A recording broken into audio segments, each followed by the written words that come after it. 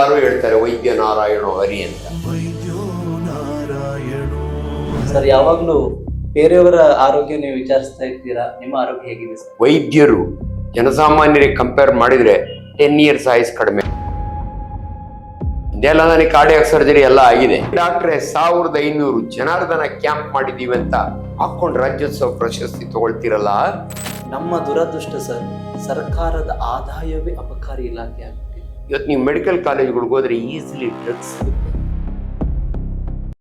ವೈದ್ಯನಾದ ಮೇಲೆ ನಿಮ್ಮ ತಂದೆ ತಾಯಿಯ ಕಣ್ಣಲ್ಲಿ ಏನ್ ನೋಡಿ? ಅದನ್ನ ಹೇಳಿದ್ರೆ ಕಣ್ಣ ನೀರು ಬರುತ್ತೆ. ತಿನ್ನಕ್ಕೂ ಗತಿ ಇರ್ತಿರ್ಲಿಲ್ಲ. ಹೊಟ್ಟೆಗೆ ತುಂಬಾ ಹಸ್ತಿದ್ದೇವೆ. ದೊಡ್ಡಬಳ್ಳಾಪುರದಲ್ಲಿ ಕಳೆಕಾಯಿ ಮಾರ್ತಾರಲ್ಲ, ಆ ಕೆಲಸ ನಾನು ನಕ್ಕರು. ನನಗೇನು ಗೊತ್ತು, ಹಳ್ಳಿ ರೈತನ ಮಗ, ನಾನು ಡಾಕ್ಟರ್ ಆಗ್ಬೇಕು ಅಂತ ಅನ್ಕೊಂಡಲ್ಲ, ಅದನ್ನ ಸಾಧಿಸಿ ನಾನು MBBS ಸೀಟು ಫ್ರೀ ತಗೊಂಡೆ. ಸುತ್ತು 10 ಊರಿಗೆ ನಾನೇ ಮೊದಲನೇ ಡಾಕ್ಟರ್. ಶೂಟ್ ಕೇಸ್ ತೆಗೆದು ನಾನು ಡಿಗ್ರಿ ಸರ್ಟಿಫಿಕೇಟ್ ಹಿಂಗೆ ಇಟ್ಕೊಂಡೆ. ನಮ್ಮ ಅಮ್ಮನಿಗೆ ಅದೇನು ಅಂತ ಗೊತ್ತೇ ಆಗಲಿಲ್ಲ. ಅವಿದ್ಯಾವಂತೆ ಬಂದು ನನ್ನ ತಬ್ಕೊಂಡು ಕೊಟ್ಟಂತ ಮುತ್ತನ್ನ ಜೀವನದಲ್ಲೇ ಮರಳಿ ಭಾಷಣ ಮಾಡೋವಾಗ ಹೇಳ್ತೀನಿ, my father is greater than Adani or Ambani for me. World record ಇದೆ ನಂದು. ನನ್ನನ್ನು ಈ ಮಟ್ಟಕ್ಕೆ ತಂದಿರೋದು ಬಸವಣ್ಣನವರ ಪದ.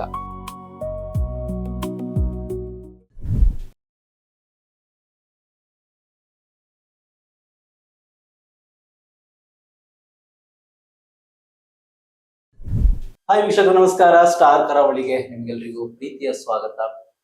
ಸೊ ಯಶಸ್ಸು ಮಾತ್ರವಲ್ಲ, ಸರಳತೆ ಮತ್ತು ಅವರು ಹಂಚುವಂತಹ ಪ್ರೀತಿ ಬಹುಶಃ ಸಮಾಜದ ಆಸ್ತಿಯಾಗಿದ್ದಾರೆ ಎಂದು ಸಮಾಜದಲ್ಲಿ ಅತಿ ಹೆಚ್ಚು ಜನ ಪ್ರೀತಿಸುವಂತಹ, ವೈದ್ಯಕೀಯ ಕ್ಷೇತ್ರದಲ್ಲಿ ತನ್ನದೇ ಆದಂತಹ ಛಾಪನ್ನ ಮೂಡಿಸುವಂತಹ ಡಾಕ್ಟರ್ ಅಂಜನಪ್ಪ ಸರ್ ನಮ್ಮ ಇವತ್ತಿನ ಈ ಕಾರ್ಯಕ್ರಮದ ಅತಿಥಿ. ಸರ್ ನಮಸ್ಕಾರ.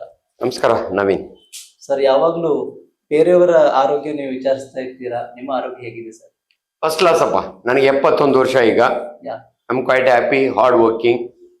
ದೇವ್ರ ದಯದಿಂದ ಎಲ್ಲ ಚೆನ್ನಾಗಿದೆ. ಹಿಂದೆಲ್ಲ ನನಗೆ ಕಾರ್ಡಿಯಾಕ್ ಸರ್ಜರಿ ಎಲ್ಲ ಆಗಿದೆ. ಬಟ್ ಇವತ್ತು ನಿಮ್ಮ ಮುಂದೆ ಕೂತ್ಕೊಂಡು ಆರೋಗ್ಯವಾಗಿ ಮಾತಾಡ್ತಿದ್ದೀನಿ. ಯಾಕಂದ್ರೆ ನನ್ನ ಜವಾಬ್ದಾರಿ, ನನ್ನ ಪ್ರೊಫೆಷನ್ ಬೇರೆಯವ್ರ ಆರೋಗ್ಯ ಯಾವಾಗಲೂ ಒಳ್ಳೇದಾಗಲಿ ಅಂತ. ಬಟ್ ನಮ್ಮ ಆರೋಗ್ಯನ ನಾವು ನೋಡ್ಕೋಬೇಕು. ಅನ್ಫಾರ್ಚುನೇಟ್ಲಿ ನಿಮಗೆ ಗೊತ್ತಿರಲಿ, ಇವತ್ತು ವೈದ್ಯರ ಆರೋಗ್ಯ ಹೆಂಗಾಗಿದೆ ಅಂದರೆ, ಸ್ಟ್ಯಾಟಿಸ್ಟಿಕ್ಸ್ ಬಂದಿದೆ. ವೈದ್ಯರು ಜನಸಾಮಾನ್ಯರಿಗೆ ಕಂಪೇರ್ ಮಾಡಿದರೆ 10 years ಆಯುಸ್ ಕಡಿಮೆ ಅಂತ, because of stress and strain. But ನಾನು ಹಂಗೇನಿಲ್ಲ. ನೀವು ಅವಲ್ಲಿ ಹೇಳ್ದಂಗೆ ಸರಳ ವ್ಯಕ್ತಿ ಅಂದರೆ, ನಾನು ನೋಡೋಕ್ಕೆ ಫಾರಿನ್ ಡಾಕ್ಟರ್ ಥರ ಸೂಟ್ ಹಾಕ್ಕೊಂಡು ಕೂತಿದ್ರು ಕೂಡ I am very very simple. ಯಾಕಂದರೆ ನಾವು ಚಿಕ್ಕ ಹುಡುಗನಲ್ಲಿ, ನಾವೆಲ್ಲ ಹಳ್ಳಿ ರೈತರ ಮಕ್ಕಳು, ಚಿಕ್ಕ ಹುಡುಗನ ಕಂಡ ಕನಸು. ಇದು ನಮ್ಮ ಬ್ಯಾಕ್ಗ್ರೌಂಡ್. ನೀವೆಲ್ಲ ಅಂಜನಪ್ಪ ಸರ್ ಅವರನ್ನ ಒಬ್ಬ ಯಶಸ್ವಿ ವ್ಯಕ್ತಿಯಾಗಿ ನೋಡ್ತಿದ್ದೀರಿ. ಆದರೆ ಯಶಸ್ವಿ ವ್ಯಕ್ತಿಯ ಹಿಂದೆ ಕಣ್ಣೀರಿನ ಕಥೆ ಇದೆ, ನೋವಿನ ಹೋರಾಟವಿದೆ. ಸರ್, ಒಮ್ಮೆ ತಿರುಗಿ ನೋಡಿದ್ರೆ ಅಂದಿನ ಅಂಜನಪ್ಪ ಸರ್ ಆರಂಭದ ದಿನಗಳು ಹೇಗಿತ್ತು ಸರ್? ಇಲ್ಲ, ಇದು ಭಾಳ ಇಂಪಾರ್ಟೆಂಟು. ಯಾಕಂದರೆ ಈ ಕಾರ್ಯಕ್ರಮವನ್ನು ನಿಮ್ಮ ಸ್ಟಾರ್ ಕರಾವಳಿಯ ನೋಡೋವಾಗೆ ನಾನು I should be a source of inspiration. ಬೇರೆ ಮಕ್ಕಳಿಗೆ, ತಂದೆ ತಾಯಿಗೆ ಹಿಂಗೂ ಇರುತ್ತಾ ಜೀವನ ಅಂತ. ನಿಜವಾಗ್ಲೂ ಹೇಳ್ತೀನಿ, ನಾವು 7 ಜನ ಮಕ್ಕಳು ನನ್ನ ತಾಯಿ ತಂದೆಗೆ. ಇಬ್ಬರು ಇಲ್ಲ ಇವತ್ತು. ನನ್ನೂರು ದೊಡ್ಡ ತುಮಕೂರು ಗ್ರಾಮ, ಕೆರೆಕಲ್ ತುಮಕೂರು ಅನ್ನೋರು. ಯಾಕಂದ್ರೆ ಒಂದು ಗುಟ್ಟ ಇತ್ತು ನಮ್ಮೂರಿಗೆ, ದೊಡ್ಡಬಳ್ಳಾಪುರದ ಹತ್ರ. ಸೊ ನಾವೆಲ್ಲ, ನಾನು 4ನೇ ಕ್ಲಾಸ್ವರೆಗೂ ನಮ್ಮ ಹಳ್ಳಿ ಶಾಲೆಯಲ್ಲೇ ಓದಂಥವನು. ನಮ್ಮ ಹಳ್ಳಿ ಜೀವನ ಹೆಂಗಿತ್ತು ಅಂದರೆ, ಚಿಕ್ಕ ಹುಡುಗರಲ್ಲಿ ರೈತರ ಮಕ್ಕಳು, ಒಂದೇ ಮನೆ ಒಳಗೆ 7 ಜನ ಮಕ್ಕಳು ನಾವು. ನಮ್ಮಪ್ಪ ಓರಿಗಳನ್ನ ಕಟ್ಟಿರೋರು, ನಮ್ಮ ಮನೆ ಒಳಗಡೆನೆ ಓರಿಗಳು. ಅವು ಮುಂದೆ ನಾವೆಲ್ಲ ಮಲ್ಕೊಳ್ಳೇವು. ಸ್ವರ ಸ್ವರ ನಾವು ನಿದ್ದೆ ಮಾಡೇವಿ. ಸೊ ಬೆಳಗ್ಗೆ ನಮ್ಮ ಚಿಕ್ಕ ವಯಸ್ಸಿನಿಂದ ಜೀವನ ಹೆಂಗಿತ್ತು ಅಂದರೆ, ಕೆಲಸಗಳು, ದನ ಕಟ್ಟಾಕಬೇಕು, ಗಬ್ಸೊಪ್ಪು ಕುಯ್ಕೊಂಬಂದು ಎಮ್ಮೆಗೆ ಹಾಕಬೇಕು, ಪಾತ್ರೆಗಳನ್ನೆಲ್ಲ ತೊಗೊಂಡೋಗಿ ಊರಿನ ಕೆರೆ ಒಳಗೆ ತೊಳ್ಕೊಂಡು ಬಂದು ನಮ್ಮ ಅಮ್ಮನಿಗೆ ಕೊಡಬೇಕು, ಅಲ್ಲಿ ಗುಬ್ಬಚ್ಚಿ ಕಾಯಕ್ಕೆ ಹೋಗ್ಬೇಕು, ಹೊಲಗಳಲ್ಲಿ ಕಲ್ಲಾಯಲಿಕ್ಕೆ ಹೋಗ್ಬೇಕು. ಬಟ್ ಇದೊಂದು ಹೇಳ್ತೀನಿ, ಅವೆಲ್ಲ ಮಾಡೋವಾಗೆ ತಿನ್ನಕ್ಕೂ ಗತಿ ಇರ್ತಿರಲಿಲ್ಲ. ಸೀಕು ಪಾಕು. ಹಳ್ಳಿ ನಮ್ಮಲ್ಲೆಲ್ಲ ವಾರಕ್ಕೊಂದ್ಸರಿ ಅನ್ನ ಉಣ್ಣೇವಿ. ಅನ್ನ ವಾಸ್ ಎ ಲಕ್ಸುರಿ. ಏನಂದರೆ ಬೆಲ್ಲ ಬೆಳೆಯವಿ, ನಮ್ಗೇನಾದರೂ ಗೀಟಕ್ಕೆ ಕೊಬ್ಬರಿ ಇರೋದು. ಸೊ ಹೊಟ್ಟೆ ಹಸ್ದಾಗೆ ಬೆಲ್ಲ, ಗೀಟಕ್ಕೆ ಕೊಬ್ಬರಿ, ಇದು ನಮಗೆ ಆಧಾರ. ಶಾಲೆಗೆ ಹೋಗು ಅಷ್ಟೇ, ಎಲ್ಲ ಮಾಡೇ ಹೋಗ್ತಾ ಇದ್ದಿದ್ದು.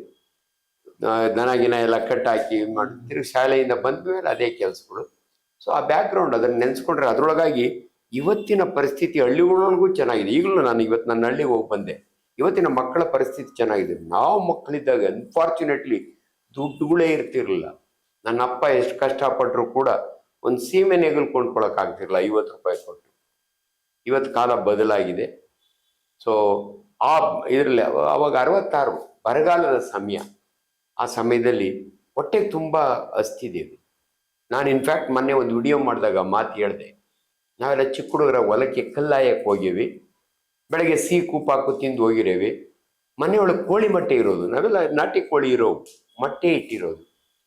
ಮೊನ್ನೆ ನಾನು ಮೊಟ್ಟೆಯ ಬಗ್ಗೆ ಒಂದು ವಿಡಿಯೋ ಮಾಡಿದೆ, ದಿನಕ್ಕೊಂದು ಮೊಟ್ಟೆ ತುಂಬುವುದು ನಿಮ್ಮ ಮಕ್ಕಳ ಹೊಟ್ಟೆ ಅಂತ. ಅವಾಗ ನನ್ನ ಜೀವನ ನೆನೆಸ್ಕೊಂಡೆ. ಪಾಪ ನನ್ನ ಅಮ್ಮನಿಗೆ ಗೊತ್ತಿರಲಿಲ್ಲ ಮೊಟ್ಟೆ ಬೇಯಿಸ್ಕೊಟ್ರೆ ನನ್ನ ಮಗನಿಗೆ 2 ಅವರ್ ಹಸಿವೆ ಆಗಲ್ಲ. ಇದನ್ನು ಯಾಕೆ ಮಾಡಿದೆ ಅಂದರೆ ನನ್ನ ಸಾಮಾಜಿಕ ಜವಾಬ್ದಾರಿ. ಎಜುಕೇಷನ್ ಡಿಪಾರ್ಟ್ಮೆಂಟ್, ಕರ್ನಾಟಕ ರಾಜ್ಯ ಸರ್ಕಾರ ನನ್ನನ್ನು ಒಂದು ಮನವಿ ಮಾಡ್ತು, ಡಾಕ್ಟ್ರೇ ನಿಮ್ಮ ವಿಡಿಯೋಗಳೆಲ್ಲ ಭಾಳ ಪಾಪ್ಯುಲರ್ ಇದ್ದಾವೆ. ಕರ್ನಾಟಕ ರಾಜ್ಯ ಸರ್ಕಾರ ಆಸಿಸ್ ಪ್ರೇಮ್ಜಿ ಆರ್ಗನೈಸೇಷನ್ನು ಒಂದು ದಿನಕ್ಕೆ 71 ಲಕ್ಷ ಕೋಳಿ ಮೊಟ್ಟೆಯನ್ನು ಫ್ರೀ ಕೊಡ್ತಿದ್ದಾರೆ, ಬೇಯಿಸಿದ ಮೊಟ್ಟೆನ. ಅನ್ಫಾರ್ಚುನೇಟ್ಲಿ ಮಕ್ಕಳು ತಿಂತಾ ಇಲ್ಲ. ಯಾಕಂದರೆ ಅವರಿಗೆ ತಪ್ಪು ಕಲ್ಪನೆಗಳು, ತಂದೆ ತಾಯಿಗಳಿಗೂ ತಪ್ಪು ಕಲ್ಪನೆಗಳು. ಕೋಳಿ ಮೊಟ್ಟೆ ತಿಂದರೆ, ಹಳದಿ ತಿಂದರೆ ಕೊಲೆಸ್ಟ್ರಾಲ್ ಬರುತ್ತೆ, ಹಿಂಗಿಲ್ಲ. ಅದರ ಬಗ್ಗೆ ವೈಜ್ಞಾನಿಕವಾಗಿ ನೀವೊಂದು ವಿಡಿಯೋ ಮಾಡಿಬಿಡಿ ಅಂತೆ. ಆ ಸಮಯದಲ್ಲಿ ನಾನು ನೆನೆಸ್ಕೊಂಡೆ, ನಾನು ಚಿಕ್ಕ ಹುಡುಗ ಇದ್ದ, ನಮ್ಮಮ್ಮನಿಗೆ ಗೊತ್ತಿಲ್ಲ, ನಮ್ಮಮ್ಮ ಏನು ಓದಿಲ್ಲ. ಸೊ ಹಂಗಾಗಿ ಇವತ್ತು ನನಗೆ ಗೊತ್ತಾಯಿತು ಅದು ಕೋಳಿ ಮೊಟ್ಟೆಯ ಮಹತ್ವ. ಅದ್ರ ಮೇಲೆ ಅದಕ್ಕೆ ನಮ್ಮ ಜೀವನದ ಬ್ಯಾಕ್ಗ್ರೌಂಡ್ ಇರುತ್ತಲ್ಲ, ನಾವು ಸಮಾಜಕ್ಕೆ ಅದರೊಳಗಾಗಿ ನಾನೊಬ್ಬ ವೈದ್ಯನಾಗಿ ಇವತ್ತು ಜನಸಾಮಾನ್ಯರಿಗೆ ಏನಾದರೂ ಆರೋಗ್ಯದ ದೃಷ್ಟಿಯಲ್ಲಿ ಒಳ್ಳೇದು ಮಾಡಬೇಕು ಅಂದರೆ ನನ್ನ ಬ್ಯಾಕ್ಗ್ರೌಂಡ್, ನಾವು ಅವತ್ತು ಅನುಭವಿಸಿದ ಕಷ್ಟಗಳು, ಅದನ್ನು ಬ್ಯಾಕ್ಗ್ರೌಂಡ್ ಇಟ್ಕೊಂಡು ಜನಗಳಿಗೆ ತಿಳುವಳಿಕೆ ಕೊಡ್ತೀನಿ.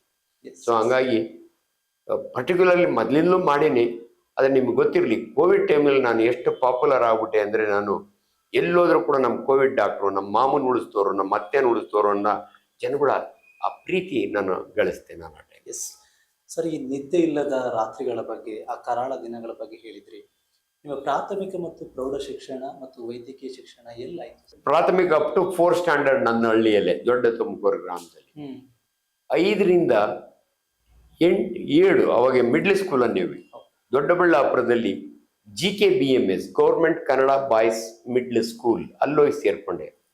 ನಿಮ್ಗೆ ಆಶ್ಚರ್ಯ ಆಗುತ್ತೆ, ಅಲ್ಲಿ ಯಾಕೆ ಸೇರ್ಕೊಂಡೆ ಅಂದರೆ, ನನ್ನ 2ನೇ ಅಣ್ಣ ಭೈರಪ್ಪ ಅಂತ, ಅವನು ಡ್ರಾಪ್ ಔಟ್, 7ನೇ ಕ್ಲಾಸ್ ಆದಮೇಲೆ ಓದಲಿಲ್ಲ. ನನ್ನಪ್ಪ ಅವನಿಗೊಂದು ಚಿಕ್ಕದು ಚಿಲ್ಲರೆ ಅಂಗಡಿ ಹಾಕ್ಕೊಟ್ರು.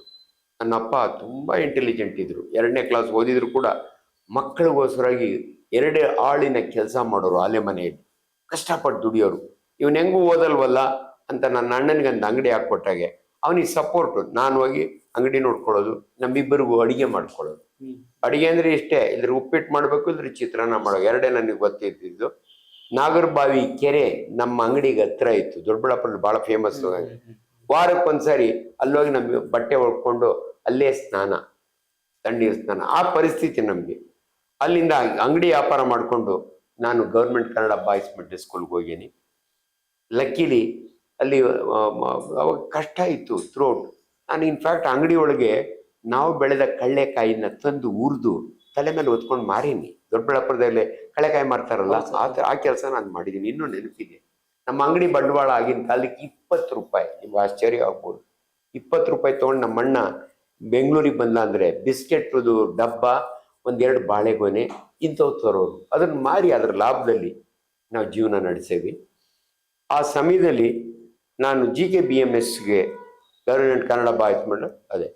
ನನಗೆ ನೆಕ್ಸ್ಟು ನನ್ನ ಅಣ್ಣ ಇದ್ರು, ಅವ್ರಿಗಿನ್ನ ದೊಡ್ಡವರು, ಈ ವಾಸ್ ಎ ಸ್ಕೂಲ್ ಟೀಚರ್. ಅವರು, ಅಂಜಿ ನೀನು ಇಂಗ್ಲೀಷ್ ಮೀಡಿಯಮ್ಗೆ ಸೇರ್ಕೋ, ಹೈಸ್ಕೂಲ್ಗೆ ಓದು. ಮುನ್ಸಿಪಲ್ ಹೈಸ್ಕೂಲ್ ಅಂತ ಇತ್ತು ದೊಡ್ಡಬಳ್ಳಾಪುರದಲ್ಲಿ. ಅಲ್ಲಿ ನಾನು 8th ಸ್ಟ್ಯಾಂಡರ್ಡ್ ಹೈಸ್ಕೂಲ್ ಅಂತಾರಲ್ಲ, ಅಲ್ಲಿ ಓದೆ. ಇವತ್ತು ನೆನಪಿದೆ, ಅಲ್ಲಿನ head master TV Suryanarayana Rao ಅಂತ.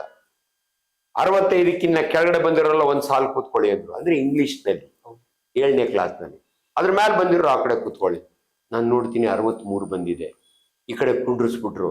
ನನಗೆ ಆ ಕಡೆ ಕೂತ್ಕೋಬೇಕು ಅನ್ನೋ ಆಸೆ. ಆಮೇಲೆ ನಾನು ಹೇಳಿದೆ, ನಾನು ಆ ಕಡೆ ಹೋಗ್ತೀನಿ ಅಂತ. ಎಷ್ಟೋ ನಿನ್ನ ಮಾರ್ಕ್ಸು ಅಂದರು. 63 ಸರ್ ಅಂತ. ಸರ್ ನನಗೆ ಆಸೆ ಸರ್ ಅಂದರು.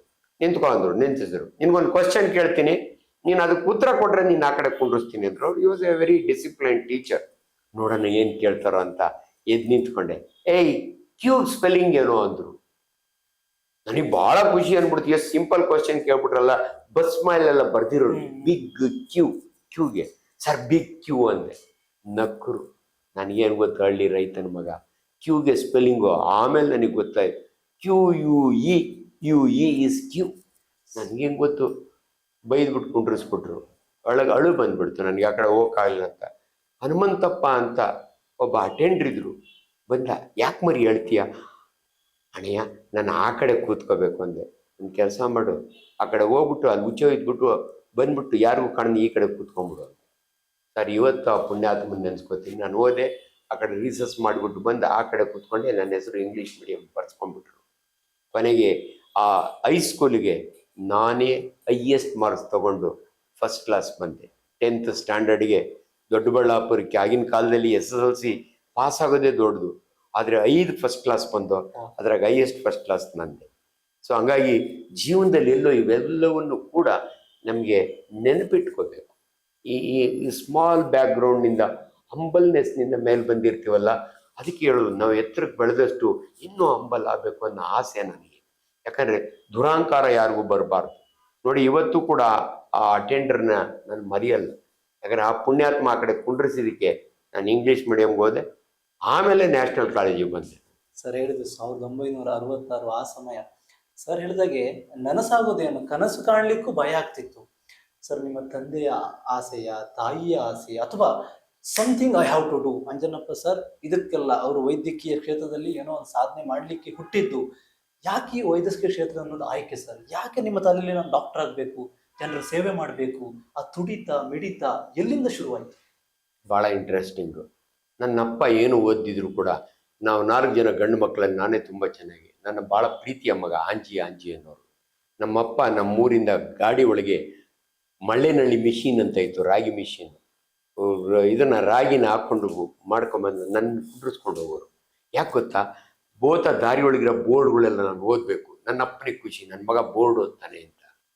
ಇವತ್ತು ನೆನಪಿದೆ, ನನ್ನಪ್ಪ ಟೌನ್ನೊಳಗೆ ನನಗೊಂದು ಪೆನ್ಸಿಲ್ಲು, ಒಂದು ಶಾರ್ಪನರ್, ಒಂದು ರಬ್ಬರ್ ಕೊಡಿಸ್ತಾರೆ. ಸೊ ಅವಾಗ ನನಗೇನಾಯ್ತು, ಇನ್ನು ಡಾಕ್ಟರ್ ಆಗೋ ಕನಸು ಕಂಡಿರಲಿಲ್ಲ. ನಾನು ಚೆನ್ನಾಗಿ ಓದಿ ಮೇಸ್ಟ್ರ್ ಆಗಬೇಕು. ಯಾಕಂದರೆ ಮೇಸ್ಟ್ರ್ ಆಗಬೇಕು ಅನ್ನೋ ಆಸೆ ಎಲ್ಲಿ ಬಂತು ಅಂದರೆ ನಿಮ್ಗೆ ಆಶ್ಚರ್ಯ ಆಗುತ್ತೆ. 4ನೇ ಕ್ಲಾಸ್ನಲ್ಲಿ ಇದ್ದಾಗೆ ಅಶ್ವತ್ಥ ಗಟ್ಟೆ ಮೇಲೆ ಕೂತು ಓದೇವಿ. ಯಾಕಂದರೆ ಬೆಳಿಗ್ಗೆ ಓದೋಕ್ಕಾಗ್ತಿರಲಿಲ್ಲ, ದನ ಕಟ್ಬಿಟ್ಟು ಸ್ಕೂಲಿಗೆ ಬರಬೇಕು. ಸಾಯಂಕಾಲ ನಮ್ಮಮ್ಮ ಅವಾಗ ಕರೆಂಟ್ ಇರಲಿಲ್ಲ, ದೀಪದ ಬೆಳಗ್ನಾಗೆ ನಾವೆಲ್ಲರೂ ಕೂತು ಊಟ ಮಾಡೇವಿ. ಊಟ ಆದಮೇಲೆ ಆರಿಸ್ಬಿಡೋರು. ಯಾಕಂದರೆ ಅದು ಸೀಮೆಣ್ಣೆ ಕೊಂಡ್ಕೊಳಕ್ಕೂ ನಮ್ಮ ಅಮ್ಮನ ಹತ್ರ ದುಡ್ಡು ಇರಲಿಲ್ಲ. ಎಲ್ಲ ಮಲ್ಕೊಳ್ರು ಅನ್ನೋರು. ನಾನು ಓದ್ತಾ ಇದ್ದು ಮಧ್ಯಾಹ್ನ ಅಶ್ವತ್ಥ ಕಟ್ಟೆ ಮೇಲೆ ಕೂತ್ಕೊಂಡು. ಹಾಗೆ ನಮ್ಮ ಬುಕ್ಸ್ಗಳು ಬಸವ, ಕಮಲನ ತಂಗಿ ತುಂಬ ಚೆನ್ನಾಗಿ ಓದೀನಿ.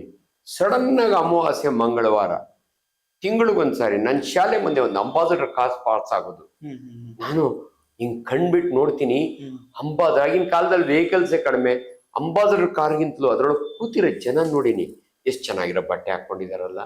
ನಾನು ನೋಡ್ಕೊಂಡ್ರೆ ಮಲ್ಟಿಪಲ್ ಬುಲೆಟ್ ಇಂಜುರಿ, ಇಲ್ಲೊಂದು ತೂತು. ಯಾಕಂದರೆ ನನ್ನ ಅಪ್ಪ ಉಗಾದಿ ಹಬ್ಬಕ್ಕೆ ಒಂದು ಜೊತೆ ಬಟ್ಟೆ ಹೊಲ್ಸೋರು ಎಲ್ಲ ಮಕ್ಕಳಿಗೂ, ನನಗೂ ಹೊಲ್ಸಿರೋರು. ನಮ್ಮಮ್ಮ ಅದನ್ನು ಒಗ್ದು ಇಲ್ಲೊಂದು ತೂತು ಅಲ್ಲೊಂದು ತೂತು.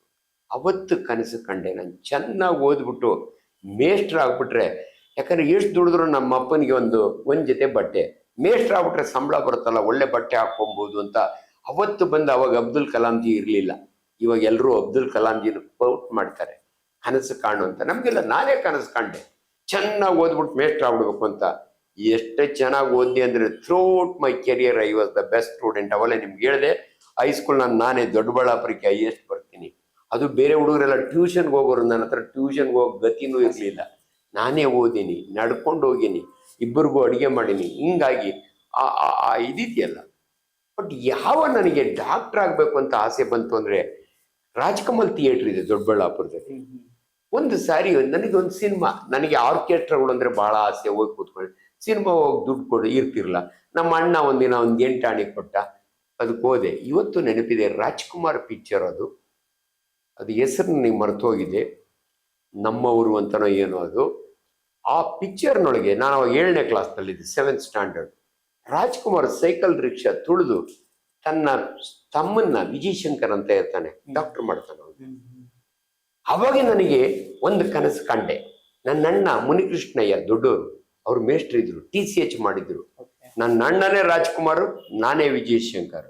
ಮುಂದೆ ಒಂದಿನ ನಾನು ಅವನ ಥರ ಡಾಕ್ಟರ್ ಆಗ್ಬೇಕು. ನನ್ನ ಅಣ್ಣ ಓದಿಸ್ತಾನೆ, ನನ್ನ ಕಷ್ಟಪಟ್ಟು ಓದಿಸ್ತಾನೆ. ಸೈಕಲ್ ರಿಕ್ಷಾ ತುಳಿದಿದ್ರು ಕೂಡ ಕಷ್ಟಪಟ್ಟು ನನ್ನ ಓದಿಸ್ತಾನೆ. ಅವತ್ತು ಕಂಡ ಕನಸು ನಾನು ಡಾಕ್ಟರ್ ಆಗಬೇಕು ಅಂತ ಅಂದ್ಕೊಂಡಲ್ಲ, ಅದನ್ನು ಸಾಧಿಸಿದೆ ನಾನು ಗೌರ್ಮೆಂಟ್ ಮೆಡಿಕಲ್ ಕಾಲೇಜ್ ಬಳ್ಳಾರಿ, ನನ್ನ ಅಪ್ಪನ ಒಂದು ಪೈಸಾ ಖರ್ಚು ಇಲ್ದಂಗೆ ನಾನು MBBS ಸೀಟು ಫ್ರೀ ತಗೊಂಡೆ. ಅದಕ್ಕೆ ಕಾರಣ ನನ್ನ ನ್ಯಾಷನಲ್ ಕಾಲೇಜ್ ಎಜುಕೇಷನ್. ನಾನು H. ನರಸಿಂಹಯ್ಯನವರ ಸ್ಟೂಡೆಂಟು. 2 ಇಯರ್ PUC ಬಂತು, ನಿಮಗೆಲ್ಲ ಗೊತ್ತಿರಲಿ. ಫಸ್ಟ್ ಇಯರ್ ಒಂದೇ ವರ್ಷದ PUC ಇತ್ತು ಮೊದಲು. ಅದನ್ನು ಪಾಸಾಗಿ ಮೆಡಿಕಲ್ ಸೀಟ್ ಸಿಕ್ಕಿದರೆ PPC ಅಂತ ಮಾಡಬೇಕಿತ್ತು. ಇಲ್ಲ, ನಾನು ಲಕ್ಕಿ ಫೆಲೋ, 2 ಇಯರ್ PUCಯ ಮೊದಲನೇ ಬ್ಯಾಚ್ ಸ್ಟೂಡೆಂಟ್ ನಾನು. ಸೊ ಅದಕ್ಕೆ ಸೇರಿಕೊಂಡೆ. ಲಕ್ಕಿಲಿ ನಾನು ಗುಡ್ ಮಾರ್ಕ್ಸ್ ತೊಗೊಂಡೆ ನ್ಯಾಷನಲ್ ಕಾಲೇಜ್ ಬಸವನಗುಡಿ ಒಳಗೆ. ನಾವು PCMB ಬಂತು, ಮೊದಲೆಲ್ಲ PCMB ಇರೋದು, ಇಲ್ಲದ್ರೆ PCB ಇರೋದು. ನಮಗೆ 2 ವರ್ಷ PUC ಇರೋದು PCMB. ನಾವು ಇಂಜಿನಿಯರಿಂಗೂ ಹಾಕ್ಬೋದಿತ್ತು, ಮೆಡಿಕಲ್ಗೂ ನಾನು ಪಾಸ್ ಆದ ತಕ್ಷಣ ಫಸ್ಟ್ ಕ್ಲಾಸ್ ಬಂದಿದ್ದೆ.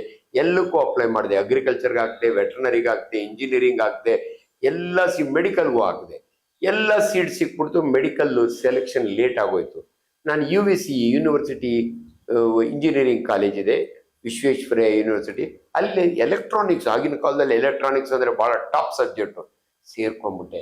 ಬಟ್ ನನಗೆ ಮ್ಯಾಥಮೆಟಿಕ್ಸ್ನಲ್ಲಿ ಅಷ್ಟು ಇಂಟ್ರೆಸ್ಟ್ ಇರಲಿಲ್ಲ, ಭಾಳ ಟಫ್ ಅನ್ಸ್ಬಿಡ್ತು. ಏನಪ್ಪ ಮಾಡಲಿ ಅಂತ ಕಾಯ್ತಾ ಇದೆ. ಅಷ್ಟೊತ್ತಿಗೆ ಮೆಡಿಕಲ್ ಸೀಟ್ ಅನೌನ್ಸ್ ಆಯಿತು. ನನಗೆ ಗೌರ್ಮೆಂಟ್ ಮೆಡಿಕಲ್ ಕಾಲೇಜ್ ಬಳ್ಳಾರಿ ಒಳಗೆ ಫ್ರೀ ಸೀಟ್ ಸಿಕ್ತು. ಇಂಜಿನಿಯರಿಂಗ್ ಕೈ ಮುಗಿದು ಬಳ್ಳಾರಿಗೆ ಹೊರಟೋದೆ. This is my background. MBBSಗೆ ಹೋಗ್ಲಿಕ್ಕೆ ಒಂದು ಅವಕಾಶ ಸಿಕ್ತು, ಆ ಸಂತೋಷ. ಬಟ್ ಏನಂದರೆ ನನಗೆ ಬೆಂಗಳೂರು ಮೆಡಿಕಲ್ ಕಾಲೇಜಿನಲ್ಲಿ ಸಿಗಬೇಕಾಗಿತ್ತು. ಸಿಕ್ಕಿದ್ರೆ ನನಗೊಂದು ಅನುಕೂಲ ಆಯಿತು. ಒಂದು ಫ್ರೀ ಹಾಸ್ಟೆಲ್ ಆಗಿದ್ದೆ ನಾನು. ಬಿಟ್ಟಿ ಕೂಡ ಹಾಸ್ಟೆಲ್ ಅಂತೀವಿ ನಾವು. RKMT ಚೌಟ್ರಿ ನೀವು ನೋಡಿರ್ತೀವಿ, ಪಕ್ಕದಲ್ಲಿ ಶಾರದಾ ಕಲ್ಯಾಣ, ದಟ್ ವಾಸ್ ಮೈ ಹಾಸ್ಟೆಲ್. ಪುಣ್ಯಾತ್ಮ ನನಗೆ ಫ್ರೀ ರೂಮ್ ಕೊಟ್ಟು ಊಟ ಕೊಡೋರು. ನನಗೆ MBBS ಅಲ್ಲೇ ಕಂಟಿನ್ಯೂ 5 ವರ್ಷ ನಾನು ಅಲ್ಲೇ ಫ್ರೀ ಊಟ ಮಾಡ್ಕೊಂಡು MBBS ಮಾಡ್ಬೋದಿತ್ತು. ಆ ಅವಕಾಶ ತಪ್ಪಿತು. ನಾನು ಬಳ್ಳಾರಿಗೆ ಹೋದೆ. ಅಲ್ಲಿ ಒಬ್ಬರು ಪುಣ್ಯಾತ್ಮ ಗುರಪ್ಪ ಮೆಸ್ ಅಂತೀವಿ ನಾವು, ಅಲ್ಲಿ ಊಟ ಮಾಡಿದ್ರು. ಸೊ ಹಂಗಾಗಿ ನಾನೊಬ್ಬ ವೈದ್ಯ. ನಾನು ಸರ್, ಬಹುಶಃ ನಿಮ್ಮ ತಂದೆ ತಾಯಿ ಬರೀ ಬೆವರನ್ನು ಹರಿಸಿಲ್ಲ, ಕಣ್ಣಿನಲ್ಲಿ ರಕ್ತವನ್ನು ಹರಿಸಿರಬಹುದು. ಅಂಥ ಒಂದು ಹೊತ್ತಿನ ತುತ್ತಿಗೂ ಕಷ್ಟದ ಪರಿಸ್ಥಿತಿ ಅಂತ ಬಹಳ ಕಷ್ಟಪಟ್ಟು ಒಬ್ಬ ಸೀಟ್ ತಗೊಂಡು ವೈದ್ಯನಾದ ಮೇಲೆ ನಿಮ್ಮ ತಂದೆ ತಾಯಿಯ ಕಣ್ಣಲ್ಲಿ ಏನು ನೋಡಿದೆ? ಆ ಖುಷಿ ನೋಡ್ಬೇಕು ನಿಮಗೆ. ಅದನ್ನು ಹೇಳಿದರೆ ಕಣ್ಣ ನೀರು ಬರುತ್ತೆ. ನಾನು ಸುತ್ತೂರಿಗೆ ನಾನೇ ಮೊದಲನೇ ಡಾಕ್ಟ್ರು. ನಮ್ಮೂರು ಸುತ್ತಮುತ್ತು. ಆ ಹೆಮ್ಮೆ 1978ರಲ್ಲಿ ನಾನು MBBS ಪಾಸ್ ಮಾಡ್ತೀನಿ, Ballari medical college. Degree certificate ನಮ್ಮ ಟೈಮ್ನಾಗೆಲ್ಲ ಗ್ರ್ಯಾಜುಯೇಷನ್ ಡೇ ಅದೇನು ಮಾಡ್ತಿರಲಿಲ್ಲ. ಡಿಗ್ರಿ ಸರ್ಟಿಫಿಕೇಟ್ ತೊಗೊಂಡು ನನ್ನ ಶೂಟ್ ಕೇಸ್ನಾಗ ಇಟ್ಕೊಂಡು ಟ್ರೈನ್ ಹತ್ತಿ ಬರ್ತೀನಿ ದೊಡ್ಡಬಳ್ಳಾಪುರಕ್ಕೆ. 9 ರೂಪಾಯಿ 80 ಪೈಸೆ ಇನ್ನೂ ನೆನಪಿದೆ. ಇಳಿತೀನಿ ಸ್ಟೇಷನ್ನಾಗೆ. ಅಲ್ಲಿ ನಮ್ಮ 3 ಹುಡುಗ ಸಿಕ್ಕಿದ. ಅಣಿಯ ಈಗ ಬಂದ್ರೆ ಊನಪ್ಪ ಅಂದೆ. ಅವನೇ ಸೈಕಲ್ ಮೇಲೆ ಕುಂಡ್ರಿಸ್ಕೊಂಡು ಹೋದ. ನಾನು ಹೋದ್ರೆ ನಮ್ಮ ಅಮ್ಮನಿಗೆ, ನಾನು ಬಳ್ಳಾರಿ ಅಂದರೆ ಫಾರಿನ್ ಇದ್ದಂಗೆ ನಮ್ಮ ಅಮ್ಮನಿಗೆ, ನನ್ನ ಮಗ ಅಷ್ಟು ದೂರ ಓದ್ತಿದ್ದಾನೆ ಅನ್ನೋ ಹೆಮ್ಮೆ. ನನ್ನಮ್ಮ ನಾನು ನೋಡಿದ ತಕ್ಷಣನೇ, ಮಗನೇ ಈಗ ಬಂದ್ಯಾ, ಕೂತ್ಕೊಳ್ಳೋ, ಟೀ ಕೊಡ್ತೀನಿ. ನಮ್ಮಮ್ಮ ಪಾತ್ರೆ ತೊಳಿತಾ ಇದ್ದೀನಿ, ಮುಸ್ರೆ ತೊಳೆಯೋದು ಅಂತಾರೆ. ನಾನಿದ್ದು ಇರಮ್ಮ 1 ನಿಮಿಷ ಅಂದ್ಬಿಟ್ಟು ನಮ್ಮ ಅಮ್ಮನಿಗೆ ಖುಷಿಯಾಗಲಿ ಅಂತ ಶೂಟ್ ಕೇಸ್ ತೆಗೆದು ನನ್ನ ಡಿಗ್ರಿ ಸರ್ಟಿಫಿಕೇಟ್ ಹಿಂಗೆ ಇಟ್ಕೊಂಡೆ. ನಮ್ಮ ಅಮ್ಮನಿಗೆ ಅದೇನು ಅಂತ ಗೊತ್ತೇ ಆಗಲಿಲ್ಲ. ಪಾಪ ನಮ್ಮಮ್ಮ ಅವಿದ್ಯಾವಂತೆ. ಬೇಜಾರಾಗೋಯ್ತು ನನಗೆ. ಕಷ್ಟಪಟ್ಟು MBBS ತೊಗೊಂಡಿದ್ದೀನಿ. ಇನ್ನು ನಮ್ಮ ಅಮ್ಮನಿಗೆ ಗೊತ್ತಾಗಲಿಲ್ಲ. ಅಮ್ಮ ಇರಮ್ಮ, ನಮ್ಮ ಅಪ್ಪನಿಗೆ ಗ್ಯಾರಂಟಿ ಗೊತ್ತಾಗುತ್ತೆ ಅನ್ನೋ ಆಸೆ ಇತ್ತು ನನಗೆ. ಅಮ್ಮ ಅಪ್ಪ ಇಲ್ಲ, ಮಗನೇ ಕಾನೆ ಗೆದ್ದೆ ಒಳಗೆ ಕಳೆ ಕಿಡ್ತಾವ್ರೆ, 10 ಜನ ಆಳುಗಳು ಬಂದಿದ್ದಾರೆ, ನಾನು ಮುದ್ದೆ ಎಲ್ಲ ರೆಡಿ ಮಾಡ್ತೀನಿ, ಇರಮ್ಮ ಬಂದೆ ಆಮೇಲೆ ಟೀ ಕುಡಿತೀನಿ ಅಂತ ಸೀದಾ ಅದೇ ಕಾನೆ ಗದ್ದೆಯೊಳಗೆ ನಾವು ಚಿಕ್ಕ ಹುಡುಗರಾಗೆ ಕಳೆ ಕೀಳೋಗಿ ಏಡಿಕಾಯಿ ಹಿಡ್ದಿದ್ದೀವಿ, ಕೊರವ ಮೀನು ಹಿಡ್ದಿದ್ದೀವಿ. ಹೋದೆ. ನಾನು ಹೋಗಿ ಬದಿನ ಮೇಲೆ ನಿಂತ್ಕೋತೀನಿ. ನನ್ನ ಡಿಗ್ರಿ ಸರ್ಟಿಫಿಕೇಟ್ ಬೆನ್ನಿಂದ ಇಟ್ಕೊಂಡಿದ್ದೀನಿ. ನನ್ನಪ್ಪ ನಾನು ನೋಡಿ ಎಷ್ಟು ಖುಷಿ ಅಂದರೆ ಸುತ್ತ ಆಳುಗಳಿಗೆಲ್ಲ ಹೇಳ್ತಾರೆ, ಏ ಚಿಕ್ಕಮುತ್ತ ನೋಡು ನನ್ನ ಮಗ ಬಂದಿದ್ದಾನೆ ಡಾಕ್ಟ್ರು ಅಂತ.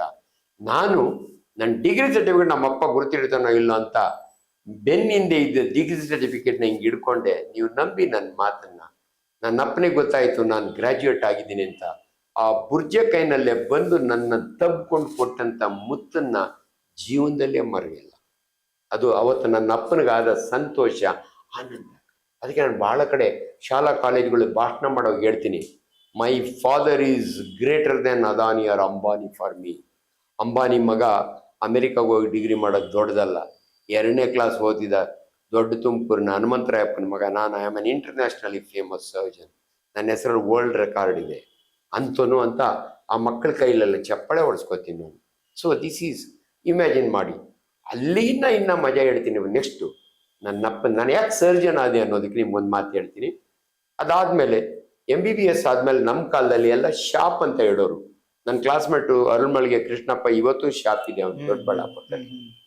ನನ್ನ ಅಪ್ಪ, ಮಗನೇ ಶಾಪ್ ಗೀಪ್ ಇಡಬೇಡ, ನೀನಿನ್ನು ದೊಡ್ಡದು ಮಾಡು ಅಂತ. ದೊಡ್ಡದು ಅಂದರೆ ಏನು? ಅಪ್ಪ ನಾನು MD ಮಾಡ್ತೀನಿ, ನೀನು MD ಮಾಡಿದ್ರೆ ಏನಂತಾರೆ, ಫಿಸಿಷಿಯನ್ ಅಂತ. ನನ್ನ ಅಪ್ಪನಿಗೆ ಹೇಳಕ್ಕೆ ಬರಲಿಲ್ಲ. ಮಗನೇ ಅದು ಬೇಡ, ಚಿಕ್ಕಬಳ್ಳಾಪುರದಲ್ಲಿ ಮಿಷನ್ ಹಾಸ್ಪಿಟಲ್ ಒಬ್ಬ ಬ್ರಿಟಿಷ್ ಡಾಕ್ಟರ್ ಇದ್ದಾನೆ, ಅವನ ಹೆಸರೇ ಕಟಿಂಗ್ ಅಂತ, ಸರ್ಜನ್ ಅಂತಾರೆ ಅವನ್ನ, ನೀನು ಅದು ಆಗ್ಬಿಡು ಮಗನೇ ಅಂದರು.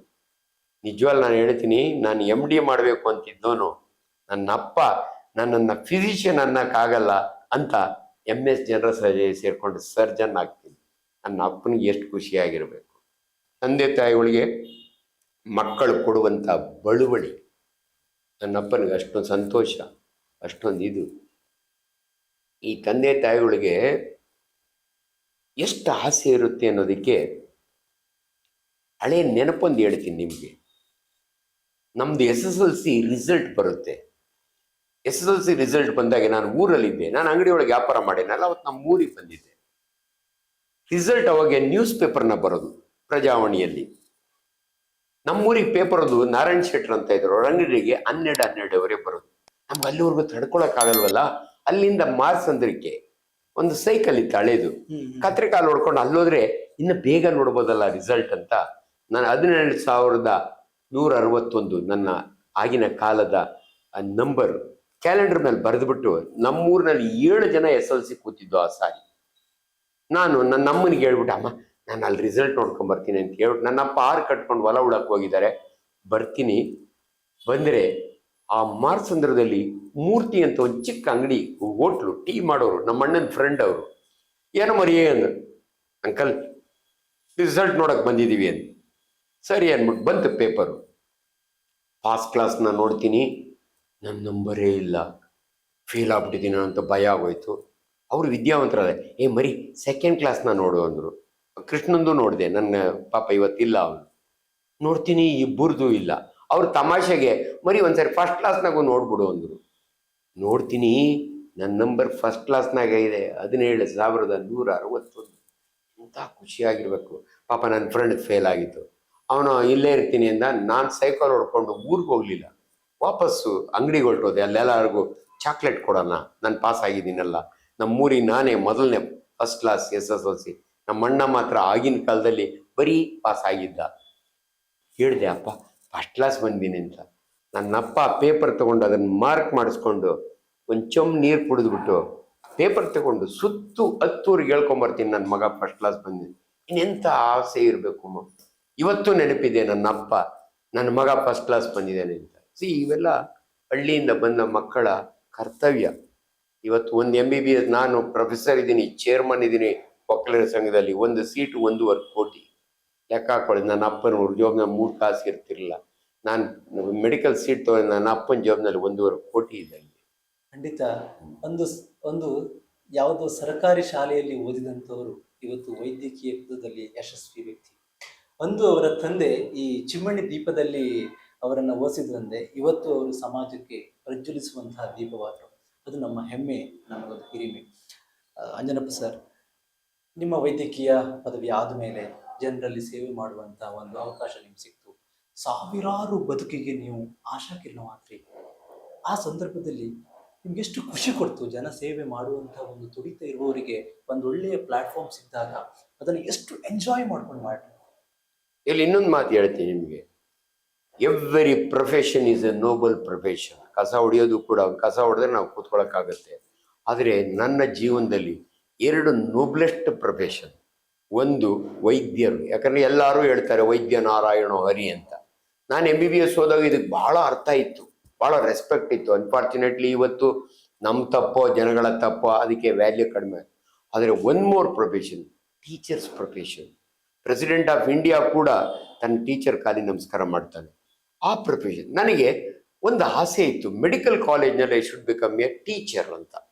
ನಾನು MBBS ಓದವಾಗೇ ಬಳ್ಳಾರಿಯಲ್ಲಿ ನನ್ನ ಟೀಚರ್ ಡಾಕ್ಟರ್ R.H. ಚಂಚಣ ಎಷ್ಟು ಚಂದ ಪಾಠ ಮಾಡೋರು ಅಂದರೆ, ನಾನು ಸರ್ಜರಿ ಟೀಚರ್ ಆಗಬೇಕು.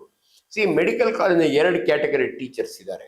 ಒಂದು ಬರೀ ಪಾಠ ಮಾಡ್ತಾರೆ, ಅವರು ಪ್ರೀ ಕ್ಲಿನಿಕಲ್ ಅಂತೀವಿ ನಾವು, ಅನಾಟಮಿ ಫಿಸಿಯಾಲಜಿ, ಅವರು ಪೇಷಂಟ್ ಮುಟ್ಟಲ್ಲ. ಹ್ಮ್ ಹ್ಮ್ ನನಗೆ ಪೇಷಂಟು ನೋಡಬೇಕು, ಆಪರೇಷನ್ ಮಾಡಬೇಕು, ಪಾಠನೂ ಮಾಡಬೇಕು. ಅದು ಸರ್ಜರಿ ಟೀಚರ್. ನನ್ನ ಅದೃಷ್ಟಕ್ಕೆ ಆ ಟೀಚರ್ ಪೋಸ್ಟ್ ಸಿಕ್ತು ನನಗೆ 1982ರಲ್ಲಿ. ಹುಬ್ಳಿಯಿಂದ MS ಮಾಡಿ ಬರ್ತೀನಿ ನಾನು. ಹ್ಮ್ ಮಾಸ್ಟರ್ ಡಿಗ್ರಿ ಮಾಡಿದ್ರೇನೆ ಟೀಚರ್ ಆಗ್ಲಿಕ್ಕೆ qualification. MBBS Ballari, MS KMC Hubli. ಅಲ್ಲಿಂದ ಬಂದು ಕೆಂಪೇಗೌಡ ಮೆಡಿಕಲ್ ಕಾಲೇಜ್ ಸ್ಟಾರ್ಟ್ ಆಗಿರುತ್ತೆ. ನಾನು MBBS ಹೋದಾಗ 4 ಗೌರ್ಮೆಂಟ್ ಮೆಡಿಕಲ್ ಕಾಲೇಜು. ಇವತ್ತು ಅವಾಗೆ 3 ಪ್ರೈವೇಟ್ ಕಾಲೇಜ್ ಇಷ್ಟೇ ಇದ್ದಿದ್ದು. ಇವತ್ತು 78 ಕಾಲೇಜ್ ಇದ್ದಾವೆ. ಸೊ ಕೆಂಪೇಗೌಡ ರಾಮಯ್ಯ ಆಗ್ತಾನೆ 2 ಪ್ರೈವೇಟ್ ಮೆಡಿಕಲ್ ಕಾಲೇಜ್ ಸ್ಟಾರ್ಟ್ ಆಗಿತ್ತು. ನಮಗೆ ಗೌರ್ಮೆಂಟ್ ಜಾಬ್ ಸಿಕ್ಲಿಲ್ಲ, ಯಾವ ಕಾಲ್ಫಾರ್ಮ್ ಮಾಡಿರಲಿಲ್ಲ. ಆ ಕೆಂಪೇಗೌಡರ ಹೆಸರಿನಲ್ಲಿದ್ದ ಆ ಕಾಲೇಜ್ನಲ್ಲಿ ನನಗೆ ಟ್ಯೂಟರ್ ಅಂತ ಒಂದು ಜಾಬ್ ಸಿಗುತ್ತೆ. 1200 ರೂಪಾಯಿ ನನ್ನ ಸಂಬಳ. ಅಂದರೆ ಟ್ಯೂಟರ್ ಅಂದರೆ ಮಕ್ಕಳಿಗೆ ಪಾಠ ಮಾಡೋದು, ಪ್ಲಸ್ ನಾನು ಅವ್ರನ್ನ ಆಪರೇಷನ್ ಥಿಯೇಟರ್ಗೂ ಪಾಠ ಮಾಡ್ತೀನಿ, ಬೆಡ್ ಸೈಡು ಪಾಠ ಮಾಡ್ತೀನಿ. ಒಂದು ಅರ್ನಿಯ ಇದ್ರೆ ಅರ್ನಿಯನ್ನ ಇದು ಮಾಡ್ತೀನಿ, ಪಾಠ ಮಾಡಿ ಅದನ್ನು ಆಪರೇಟ್ ಮಾಡೋವಾಗ ಅವ್ರಿಗೆ ಹೇಳ್ತೀನಿ. ಇಂಥ ಅವಕಾಶ ಸಿಕ್ಕಿದ್ದು ಅದನ್ನು ಐ ಹ್ಯಾವ್ ಎಂಜಾಯ್ಡ್ ಥರೋಲಿ. ಇದನ್ನು ಕಳೆದ 40 ವರ್ಷದಿಂದ ಈ ಕೆಲಸ ಮಾಡ್ತಾ ಇದ್ದೀನಿ.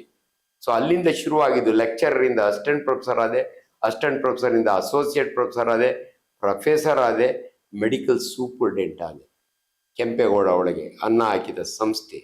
ಆ ಸಂಸ್ಥೆಯ ಮುಖಾಂತರ ನಾನು ವಿಕ್ಟೋರಿಯಾ ಹಾಸ್ಪಿಟಲಲ್ಲಿ 1 ವರ್ಷ ಆನರರಿ ಟು ದ ಗೌರ್ಮೆಂಟ್ ಸಂಬಳ ಕೆಂಪೇಗೌಡ ಕೆಲಸ ಮಾಡಿದ್ದು ವಿಕ್ಟೋರಿಯಾ. ಬೋರಿಂಗ್ ಹಾಸ್ಪಿಟಲಲ್ಲಿ 5 ವರ್ಷ ಸರ್ಜನ್ ಆಗಿದೆ. ಅಲ್ಲೊಂದು ವರ್ಲ್ಡ್ ರೆಕಾರ್ಡ್ ಇದೆ ನಂದು, ಆಮೇಲೆ ನಿಮ್ಗೆ ಹೇಳ್ತೀನಿ. ಜಯನಗರ ಸಾರ್ವಜನಿಕ ಆಸ್ಪತ್ರೆಯಲ್ಲಿ ಸರ್ಜನ್ ಆಗಿದೆ. ಲಾಸ್ಟಿಗೆ ಕೆಂಪೇಗೌಡ ಹಾಸ್ಪಿಟಲ್, ಅಲ್ಲಿವರೆಗೂ ಹಾಸ್ಪಿಟಲ್ ಕಟ್ಟಿರಲಿಲ್ಲ, ಅದಕ್ಕೋಸ್ಕರ ನಾವೆಲ್ಲ ಗೌರ್ಮೆಂಟ್ ಫೆಸಿಲಿಟೀಸ್ ಯೂಸ್ ಮಾಡ್ತಿದ್ದೋ. ನಮ್ಮದೇ ಸ್ವಂತ ಹಾಸ್ಪಿಟ್ಲ್ ಬಂದ ಮೇಲೆ I was a surgeon in Kempegowda. 2014ವರೆಗೂ 1982ರಿಂದ 2014ವರೆಗೂ 31 ವರ್ಷ I was in the same college.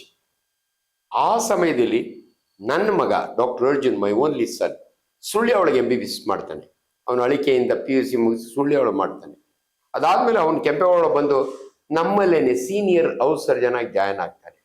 ಅವನಿಗೆ MS ಸೀಟ್ ಸಿಗಲ್ಲ. ಅವನು you wanted to become a surgeon, ನಂತರನೇ ಆಗ್ಬೇಕು ಅಂತ.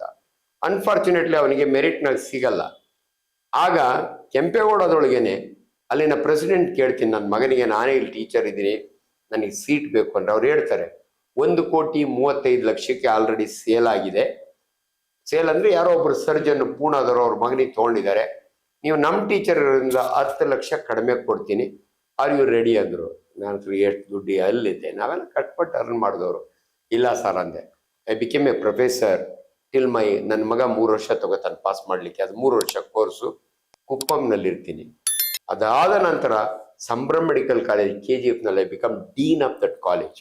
ಅದಾದ ನಂತರ ಸಪ್ತಗಿರಿ ಒಳಗೆ 3 ವರ್ಷ ಪ್ರೊಫೆಸರ್ ಆಗಿ ಕೆಲಸ ಮಾಡ್ತೀನಿ. ಅದಾದ ಮೇಲೆ ನಮ್ಮ ತುಮಕೂರಿನ ಸಿದ್ಧಾರ್ಥ ಮೆಡಿಕಲ್ ಕಾಲೇಜ್ನಲ್ಲಿ ವರ್ಕ್ ಮಾಡ್ತೀನಿ. ಇಷ್ಟೆಲ್ಲ ಮಾಡಿ ಆಮೇಲೆ ನನ್ನ last professor was Akash medical college. Last year I was relieved because ನನಗೆ 70 ವರ್ಷ ಆದಮೇಲೆ ಸರ್ಕಾರಿ ಮೆಡಿಕಲ್ ಕಾಲೇಜ್ನಲ್ಲಿ ಟೀಚ್ ಮಾಡೋಂಗಿಲ್ಲ. Medical council of India rules ಇದೆ. ಸೊ ನನಗೆ 70 ಆಯಿತು 1 ಜೂನ್ಗೆ. So I was relieved. So ಈಗ ನಾನು ಪ್ರಾಕ್ಟೀಸ್ ಮಾಡ್ತೀನಿ, ತುಂಬ ಭಾಷಣಗಳು ಮಾಡ್ತೀನಿ, ಬಟ್ ಅಫಿಷಿಯಲ್ ಟೀಚಿಂಗ್ ಮಾಡಲ್ಲ. This is my career and throughout career I have enjoyed. ಯಾಕಂದರೆ ನಾನು ಬರೀ MBBS ಸ್ಟೂಡೆಂಟ್ಸ್ಗೆಲ್ಲ ಟೀಚ್ ಮಾಡಿದ್ದು, BDS ಸ್ಟೂಡೆಂಟ್ಸ್ಗೆ. ನಾನು ಡೆಂಟಲ್ನವ್ರಿಗೆ 3rd BDSನಲ್ಲಿ ಸರ್ಜರಿ ಇರುತ್ತೆ. I was A dental teacher, I was A physiotherapy teacher, I was A nurses teacher, I was an MS teacher, ಎಲ್ರಿಗೂ ಪಾಠ. And I was such A popular teacher, lovely teacher, student friendly teacher. ನನಗೆ ಎಷ್ಟು ಸಾರಿ best teacher award ಕೊಡ್ತಿದ್ರು ನನಗೆ ಗೊತ್ತಿಲ್ಲ.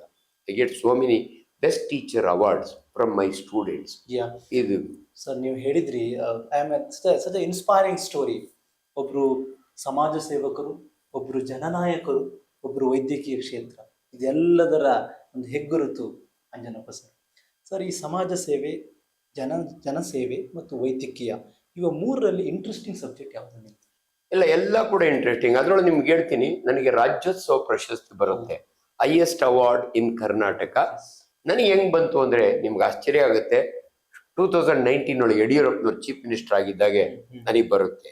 ರಾಜ್ಯೋತ್ಸವ ಪ್ರಶಸ್ತಿಗಳು ಕರೆದು ಯಾರಿಗೂ ಕೊಡಲ್ಲ, ಫೈಟ್ ಮಾಡಿ ತಗೋಬೇಕು. ಇದು ನನಗೆ ಗೊತ್ತಿತ್ತು. 2-3 ಸಾರಿ ಟ್ರೈ ಮಾಡ್ತೀನಿ. ನನಗಿಂತಲೂ ಅನ್ಡಿಸರ್ವಿಂಗ್, ನನಗೆ ಗೊತ್ತಿರೋರೆ ಅವ್ರು ಏನೂ ಮಾಡಿಲ್ಲ, ಏನೋ ಇನ್ಫ್ಲೂಯೆನ್ಸ್ ಮಾಡ್ತಾರೆ. ನನಗೆ ಅವಾಗ ಯಡಿಯೂರಪ್ಪ ಟೈಮ್ನಲ್ಲಿ ಒಂದು ಅವಕಾಶ ಸಿಕ್ತು, ಎಲ್ಲೋ ಒಂದು ಪ್ರೈವೇಟ್ ಇದರಲ್ಲಿ, ಗುರುಗಳೇ ನನಗಿನ್ನ ಮೋರ್ ಡಿಸರ್ವಿಂಗ್ ಇದ್ರೆ ನೀವು ಕೊಡಿ, ಇಲ್ಲ ನಮಗೆ ಭಾಳ ದುಃಖ ಆಗುತ್ತೆ, ನಾನು ಸ್ಟೇಜ್ ಮೇಲೆ ಬಂದು ಕಿತ್ಕೊಂಡ್ಬಿಡ್ತೀನಿ, ನನಗೇನ ನಕ್ಕರು ಅವ್ರು, ಸುಮ್ಮನೆ ಆದರು. ಬಟ್ ಕೊಟ್ಟರು ಆ ಸಾರಿ, ಬಿಕಾಸ್ ಬೇರೆ ಏನೋ ಬೇರೆ ಫ್ರೆಂಡ್ಸ್ಗಳು ನನ್ನ ಸೇವೆಯಿಂದ. ಅವತ್ತು ರಾಜ್ಯೋತ್ಸವ ಪ್ರಶಸ್ತಿ ಬಂದಾಗೆ ಒಂದು ಪ್ರಿಲಿಮಿನರಿ ಪಾರ್ಟಿ ಇರುತ್ತೆ ರವೀಂದ್ರ ಕಲಾಕ್ಷೇತ್ರ, ಅಲ್ಲಿ ನಿಂತಿದ್ದೀನಿ ಸೂಟ್ ಹಾಕೊಂಡು. ಒಂದು ನಿಮ್ ತರ ಜರ್ನಲಿಸ್ಟ್, ಅವ್ರಿಗೊಂದು ಕ್ಯೂರಿಯಾಸಿಟಿ, ಒಂದು ಲೇಡಿ ಬರ್ತಾರೆ, ಅಲ್ರಿ ಡಾಕ್ಟ್ರೆ 1500 ಜನಾರ್ದನ ಕ್ಯಾಂಪ್ ಮಾಡಿದೀವಿ ಅಂತ ಹಾಕೊಂಡು ರಾಜ್ಯೋತ್ಸವ ಪ್ರಶಸ್ತಿ ತಗೊಳ್ತಿರಲ್ಲ, ಜನಾರ್ದನ್ ಅಂದ್ರೆ ಶ್ರೀಮನ್ ನಾರಾಯಣ, ಶ್ರೀಮನ್ ನಾರಾಯಣ ಹೆಸರಿಟ್ಬಿಟ್ರೆ ನಿಮಗೆ ಕೊಟ್ಬಿಡ್ಬೇಕಾ ಅಂದ್ರು. ನನ್ನ ನಗ್ಬಿಟ್ಟ, ಅಮ್ಮ ಇನ್ನೇನೋ ಸಿಟಿ ಹುಡುಗಿ ಥರ ಕಾಣ್ತೀಯಾ, ನಾನು ಸೂಟ್ ಹಾಕ್ಕೊಂಡಿದ್ರು ನಾನು ಸಿಟಿ ಹುಡುಗ ಅಲ್ಲ, ನಾವೆಲ್ಲ ಹಳ್ಳಿ ಬಳ್ಳಿ ರೈತರ ಮಕ್ಕಳು, ಜನಾರ್ದನ ಅಂದ್ರೆ ಶ್ರೀಮನ್ ನಾರಾಯಣ ಅಲ್ಲಮ್ಮ. ಏನ್ರಿ ಡಾಕ್ಟ್ರೆ ಕನ್ನಡ ನನಗೆ ಕಲ್ಸ್ಕೊಡ್ತೀರಾ ಅಂದ. ಅವಾಗ ಹೇಳಿದೆ, ನೋಡಮ್ಮ ನಮ್ದೊಂದು ಆರ್ಗನೈಸೇಷನ್ ಚಿನ್ಮಯ ಸೇವಾ ಸಂಘ ಅಂತ ಮಲ್ಲೇಶ್ವರಂನಾಗಿದೆ. ಚಿನ್ಮಯ ಮಿಷಿನ್ ಬೇರೆ, ಚಿನ್ಮಯ ಸೇವಾ ಸಂಘ. ಮುದ್ರಂಗೇಗೌಡರು ಅಂತ ಒಬ್ಬರು ವೆಟರ್ನರಿ ಡಾಕ್ಟರ್ ಅಸಿಸ್ಟೆಂಟ್ ಡೈರೆಕ್ಟರ್ ಆಗಿದ್ದವರು ಈ ಸಂಸ್ಥೆ ಸ್ಟಾರ್ಟ್ ಮಾಡ್ತಾರೆ. ಅವರು ಅದರೊಳಗೆ ನಾವು human doctors, veterinary doctors, engineers, ನಿಮ್ಮ ಥರ ಸಾಕಷ್ಟು ಜನ ವಾಲಂಟಿಯರ್ಸ್ ಇದ್ದಾರೆ. ಆಕ್ಚುಲಿ ನಾಳೆ ಬೆಳಗ್ಗೆ ಈ ಕ್ಯಾಂಪ್ ಮಾಡ್ತಾ ಇದ್ದೀನಿ. ಕನ್ನಮಂಗಲ ಅಂತ ಒಂದು ಹಳ್ಳಿ ಇದೆ ಶನಿಮಾತನ ಗುಡಿ ಹತ್ರ, ಅಲ್ಲಿ ತಿಂಗಳಿಗೊಂದು ಕ್ಯಾಂಪ್ ಮಾಡ್ತೀವಿ. ಇಷ್ಟು ವರ್ಷ 1500 ಕ್ಯಾಂಪ್ ಮಾಡಿದ್ದೀನಿ ನಾನು. ತಿಂಗಳಿಗೊಂದು ಕ್ಯಾಂಪ್ ಅಂದ್ರೆ ಹೆಂಗಂದ್ರೆ ಬೆಳಗ್ಗೆ 7:00ವರೆಗೆ ಒಂದು ಜೀಪ್ ತುಂಬ ಮೆಡಿಸಿನ್ ತುಂಬಿಕೊಂಡು ವೆಟರ್ನರಿ ಡಾಕ್ಟರ್ಸ್ ಒಂದು ಟೀಮೇ ಹೋಗುತ್ತೆ. ಅಲ್ಲಿ ಸುತ್ತಮುತ್ತ ಹಳ್ಳಿಯ ರೈತರು ತಮ್ಮ ನಾಯಿ, ಕುರಿ, ಮೇಕೆ ಎಲ್ಲ ಹೊಡ್ಕೊಂಬಂದಿರ್ತಾರೆ, ಅದಕ್ಕೆ ಟ್ರೀಟ್ಮೆಂಟ್ ಕೊಡ್ತಾರೆ. ಅಲ್ಲಿ ಚಿತ್ರಾನ್ನ ಮಾಡಿಸಿರ್ತೀವಿ, ರೈತರಿಗೆ ಚಿತ್ರಾನ್ನ ಊಟ ಕೊಡ್ತೀವಿ. 9:00ವರೆಗೆ ನಾನು ಡಾಕ್ಟರ್ ಮರಿಯಪ್ಪ ಅವರು, ನನ್ನ ಗುರು ಇವತ್ತಿಲ್ಲ, ಅವರು ಡಾಕ್ಟರ್ ರಾಮಸ್ವಾಮಿ ಕಾರ್ಡಿಯಾಲಜಿಸ್ಟು, ನಾವೆಲ್ಲ ಹೋಗ್ತೀವಿ, ಆ ರೈತರಿಗೆ ಟ್ರೀಟ್ಮೆಂಟ್ ಕೊಡ್ತೀವಿ. ನೋಡಮ್ಮ, ಇಡೀ ಪ್ರಪಂಚದಲ್ಲಿ ಒಂದೇ ಜಾಗದಲ್ಲಿ ಜನ ಆರ್ ಧನ, ಜನಾರ್ದನ ಸುಸ್ತೊಡ್ದೊಟ್ಲು ಅಮ್ಮ, ಜನಾರ್ದನ ಶ್ರೀಮನ್ನಾರಾಯಣ ಅಲ್ಲ, ಜನ ಆರ್ ಧನ ಒಂದೇ ಕಡೆ ಮಾಡೋದಕ್ಕೆ ನಾವು ಜನಾರ್ದನ ಅಂತ ಹೆಸರಿಟ್ಟಿದ್ದೀವಿ ಅಂತ. ನೋಡಿ ಎಷ್ಟು ಖುಷಿ ಆಗ್ಬಿಡ್ತು ಅಂದರೆ, ಡಾಕ್ಟ್ರೇ ನಿಮಗೆ ರಾಜ್ಯೋತ್ಸವ ಅಲ್ಲ ಪದ್ಮಶ್ರೀನೇ ಕೊಡ್ಬೇಕು ಬಿಡ್ರಿ ಅಂದರು. ಥ್ಯಾಂಕ್ ಯು ಅಮ್ಮ, ಕಾಯ್ತಾ ಇದ್ದೀನಿ, ಇನ್ನೂ ಬಂದಿಲ್ಲ, ಈ ಸರಿ ಬರ್ಬೋದೇನೋ ನೋಡ್ತೀನಿ. ಯಶಸ್ಸು ಬಂದಾಗ ವಿನಯತೆ ಇರಲ್ಲ ಅಂತ ಹೇಳ್ತಾರೆ, ಮತ್ತು ಅದನ್ನ ಸುಳ್ಳು ಅಂತ ಹೇಳ್ತೀನಿ ಸರ್. 100% ಇದು ಅರಿತವರಿಗೆ ಮಾತ್ರ ಗೊತ್ತಾಗುತ್ತೆ. ನನಗೆ ಬಹಳ ದಿನಿಂದ ಅನಿಸ್ತು, more humble I will be respected more ಅಂತ. ನನಗಿದು ಬಹಳ ಇವತ್ತಿಗೂ ನೆನಪಿದೆ. ನಾನು ಕೋವಿಡ್ ಟೈಮ್ನಲ್ಲಿ 3ನೇ ಕೋವಿಡ್ ಆದಮೇಲೆ, ನಾನು ನಾಸ್ತಿಕ ಅಲ್ಲ, ಆಸ್ತಿಕ, ದೈವ ಭಕ್ತ. ಆದರೆ ಯಾವತ್ತೂ ನಾನು ತಿರುಪತಿಗೆ ಟೂರ್ ಹೋಗೋದು, ಧರ್ಮಸ್ಥಳಕ್ಕೆ ಹೋಗೋದು ನಾನು ಮಾಡೋದಿಲ್ಲ. ಕೂತು ಸತ್ಯನಾರಾಯಣ ಪೂಜೆ ಮಾಡಲ್ಲ. ದೇವ್ರು ಬಂದರೆ ಒಂದು ಕೈ ಮುಗಿತೀನಿ, ಕಾಯಕವೇ ಕೈಲಾಸ. ನನಗೆ ಬಸವಣ್ಣವರ ಈ ಪದ ಇದೆಯಲ್ಲ, ನನ್ನನ್ನು ಈ ಮಟ್ಟಕ್ಕೆ ತಂದಿರೋದು ಬಸವಣ್ಣನವರ ಪದ. ನನ್ನ ಕೆಲಸನೇ ನನಗೆ ಕಾಯಕ, ಅಷ್ಟು ಖುಷಿ. ಹೋಗ್ತೀವಿ, ನಾನು ಮಹಾಲಿಂಗೇಗೌಡ ಅಂತ ನನ್ನ ಫ್ರೆಂಡು ಕಾರ್ನಾಗೆ ಶ್ರೀಗಂಧ ಚೌಡೇಶ್ವರಿ ಇದೆಯಲ್ಲ ಸಾಗರದ ಹತ್ರ, ಏನಕ್ಕೋ ಸಾಗರಕ್ಕೆ ಹೋಗಿದ್ದು, ಅಲ್ಲಿ ಹೋಗ್ಬರೋಣ ಅಂತ ಹೋದು. ಅವ್ರು ಕಾರ್ ಬಿಡೋಕ್ಕಾಗಲ್ಲ, ಲಾಸ್ಟ್ ಇದು ಟ್ರಿಪ್ಪು, ನೀವು ಹಂಗೆ ಹೋಗಿ ಅಂದರು. ಕಾರ್ ಅಲ್ಲೇ ನಿಲ್ಸ್ಬಿಟ್ಟು ಹೋದು. ಸರ್ ಲಾಸ್ಟ್ ಬ್ಯಾಚ್ ದರ್ಶನ ಮಾಡಿ ವಾಪಸ್ ಬರ್ತಾ ಇದ್ದಾರೆ. ನಾನು ಮಾಲಿಂಗೇಗೌಡ ದಡ ಅಂತ ಹೋಗ್ತೀವಿ. ಅಲ್ಲಿ ವಯಸ್ಸಾದವ್ರು ಇಬ್ಬರು ಗಂಡ ಹೆಂಡತಿ ಶಿವ ಪಾರ್ವತಿ ಥರ ಬರ್ತಾವ್ರೆ. ನಮ್ಮನ್ನು ನೋಡಿದ ತಕ್ಷಣನೇ, 1 ನಿಮಿಷ ಡಾಕ್ಟ್ರೇ, ಅಂಜನಪ್ಪ ಡಾಕ್ಟ್ರ್ ಅಲ್ವಾ ನೀವು? ಹೌದಮ್ಮ ಅಂದೆ. ಡಾಕ್ಟ್ರೇ ದೇವಸ್ಥಾನಕ್ಕೆ ಬಂದಿದ್ದೀನಿ, ನೀವೇ ನಮಗೆ ದೇವರಿದ್ದಂಗೆ. ನಮ್ಮ ಯಜಮಾನರು ನೋಡಿ ನಡ್ಕೊಂಡು ಬರ್ತಿದಾರಲ್ಲ, ಕೋವಿಡ್ ಟೈಮ್ನಲ್ಲಿ ICU ಒಳಗಿದ್ರು, ನೀವು ಕೊಟ್ಟ ಧೈರ್ಯದಿಂದ ಉಳ್ಕೊಂಡ್ರು, ಇವತ್ತು ನೋಡಿ ದೇವಸ್ಥಾನಕ್ಕೆ. ಎಷ್ಟು ಸಂತೋಷ ಆಯಿತು ಅಂದರೆ ಕೋಟಿ ಕೊಟ್ಟಷ್ಟು ಆನಂದ. ನಿರಂತರ ಪ್ರಯತ್ನ, ಸರಳತೆಗೆ ಜನ ಸಿಕ್ಕಾಪಟ್ಟೆ ಪ್ರೀತಿ ಕೊಟ್ಟಿದ್ದಾರೆ ಅಂತ ಹೇಳಿ, ಈಗ ಅಂಜನಪ್ಪ ಸರ್ ನಮಗೆ, ನಮ್ಮಂತ ಯಂಗ್ಸ್ಟರ್ಗೆ ಒಂದು ಪುಸ್ತಕವಾಗಿ ಕಾಣಿಸ್ತಾರೆ.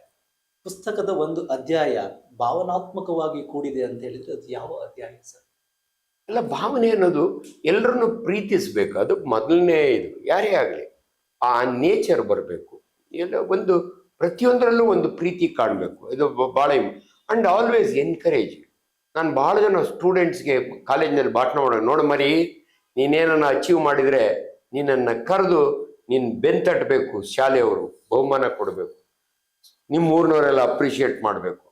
ಬೈ ಚಾನ್ಸ್ ಮಾಡಲಿಲ್ಲ ಅಂದರೆ ನೀನೇ ಬೀದಿ ಒಳಗೆ ನಿಂತ್ಕೋ, ನೀನೇ ತಟ್ಕೋ, 4 ಜನ ನೋಡ್ತಾರೆ. ಈ ರೀತಿ ಆಟಿಟ್ಯೂಡ್ ನಂದು. ಹಳ್ಳಿ ಕಡೆ ನನ್ನ ಅಪ್ಪ ಹೇಳೋರು, 2 ಥರ ಅಡ್ಮಿನಿಸ್ಟ್ರೇಷನ್. ಒಬ್ಬರು ಕೆಲಸ ಇಲ್ದಿರ ಮರ ಸುತ್ತು ಅಂತಾರಂತೆ. ಇನ್ನೊಬ್ರು ನೀನು ಆರಾಮಾಗಿರು, ನಾನು ಕೇಳಿದಾಗ ಬಾ ಅಂತಾರೆ. ನನಗೆ ಅದು ಭಾಳ ಇಷ್ಟ. ಕೆಲಸ ಇಲ್ದಿದ್ದವ್ರು ಮರ ಸುಸ್ತ ಇದ್ರೆ ಅವ್ನು ಮಲ್ಕೊಳ್ಳೋದು ಕಲ್ತು ಬಿಡ್ತಾನೆ ಅನ್ನೋರು ಇದೇನೋ ಇದಿಲ್ಲ. ಬಟ್ ಎಲ್ಲೋ ಒಂದು ಕಡೆ ಒಂದು ಸಮಾಜದಲ್ಲಿ ನಮ್ಮ ಕೈಲಾದ ಒಳ್ಳೇದು ಮಾಡೋದು, ಒಂದು ಪ್ರೀತಿ ತೋರಿಸೋದು, ಅದು ಭಾಳ ಇಂಪಾರ್ಟೆಂಟ್ ಅನ್ಸುತ್ತೆ. ಅಂಜನಪ್ಪ ಸರ್, ಇಷ್ಟು ವರ್ಷದ ಜರ್ನಿ, ಅದೆಷ್ಟು ಪ್ರಶಸ್ತಿ ಪುರಸ್ಕಾರಗಳು, ಜನರ ಸಾಗರೋಪಾದಿಯಲ್ಲಿ ಬಂದ ಜನರ ಪ್ರೀತಿ, ಅದರೆಲ್ಲ ಮಧ್ಯೆ ಈಗಿನ ದಿನ ಬೆಳಗಾದ್ರೆ ಅಂಜನಪ್ಪ ಸರ್, ಬೆನ್ನು ಕೈ ನೋವು, ಕಾಲು ನೋವು, ಹೊಟ್ಟೆ ನೋವು ಅನ್ನುವಂಥ ಯುಗ ನಮ್ದು. ಒಬ್ಬ ಮನುಷ್ಯ ಶಿಸ್ತಿನ ಸಿಪಾಯಿ ಆಗಿರ್ಬೇಕು ಅಂತ ಹೇಳ್ತಾರೆ. ಒಬ್ಬ ಮನುಷ್ಯನ ಆರೋಗ್ಯ ಚೆನ್ನಾಗಿರ್ಬೇಕಂದ್ರೆ ಅವ್ನು ಏನೆಲ್ಲ ಮಾಡಬೇಕು ಬೇಸಿಕಲಿ? ಇದು ಭಾಳ ಇಂಪಾರ್ಟೆಂಟ್. ಆಸ್ ಎ ಡಾಕ್ಟರ್ ನಾನು ಯಾವಾಗಲೂ ಹೇಳ್ತೀನಿ, ಡೆಫಿನೇಷನ್ ಇದೆ, WHO ಡೆಫಿನೇಷನ್. ಆರೋಗ್ಯ ಅಂದರೆ ಏನು ಅಂದರೆ ನಾಟ್ ಫ್ರೀ ಫ್ರಮ್ ಡಿಸೀಸ್. ಕಾಯಿಲೆ ಬರ್ದಿದ್ರೆ ನಾನು ಆರೋಗ್ಯವಾಗಿದ್ದೀನಿ ಅಂತಲ್ಲ. It's A physical, mental, psychological and social well being ಅಂತೀವಿ. ಇಷ್ಟು ಇದ್ರೆ ಆ ಮನುಷ್ಯ ಆರೋಗ್ಯವಾಗಿದ್ದಾನೆ ಅಂತ. ಇವಿಷ್ಟು ಇಂಪಾರ್ಟೆಂಟ್. ಬರೀ ನನಗೆ ಜ್ವರ ಬರಲಿಲ್ಲ, ಪೈಲ್ಸ್ ಬರಲಿಲ್ಲ, ನಾನು ಆರೋಗ್ಯವಾಗಿಲ್ಲ. ಮೆಂಟಲಿ ಸೌಂಡ್ ಇರಬೇಕು, ಸೈಕಲಾಜಿಕಲಿ ಪಾಸಿಟಿವ್ ಇರಬೇಕು, ಸಾಮಾಜಿಕ ಏನಾದರೂ ಮಾಡಬೇಕು. ಇವೆಲ್ಲ ಇದ್ರೇನೆ ಈಸ್ ಹೆಲ್ತಿ ಪರ್ಸನ್ ಅಂತ. ಅಂಡ್ ಹೆಲ್ತಿ ಆಗಿರ್ಬೇಕಾದ್ರೆ 3 ಭಾಳ ಇಂಪಾರ್ಟೆಂಟ್. ದೊಡ್ಡವರು ತುಂಬ ಚೆನ್ನಾಗಿ ಹೇಳಿದ್ದಾರೆ. ಊಟ ಬಲ್ಲವನಿಗೆ ರೋಗವಿಲ್ಲ. 100%. ನಿಮ್ಮ ಊಟದ ವ್ಯವಸ್ಥೆ ಹಿಂಗಿರ್ಬೇಕು ಅಂದರೆ ಅದರಿಂದ ನೀವು ಜಾಸ್ತಿ ದಿನ ಬದುಕ್ತೀರಿ. ಎರಡನೇದು ವ್ಯಾಯಾಮ. ಇದು ಭಾಳ ಇಂಪಾರ್ಟೆಂಟ್.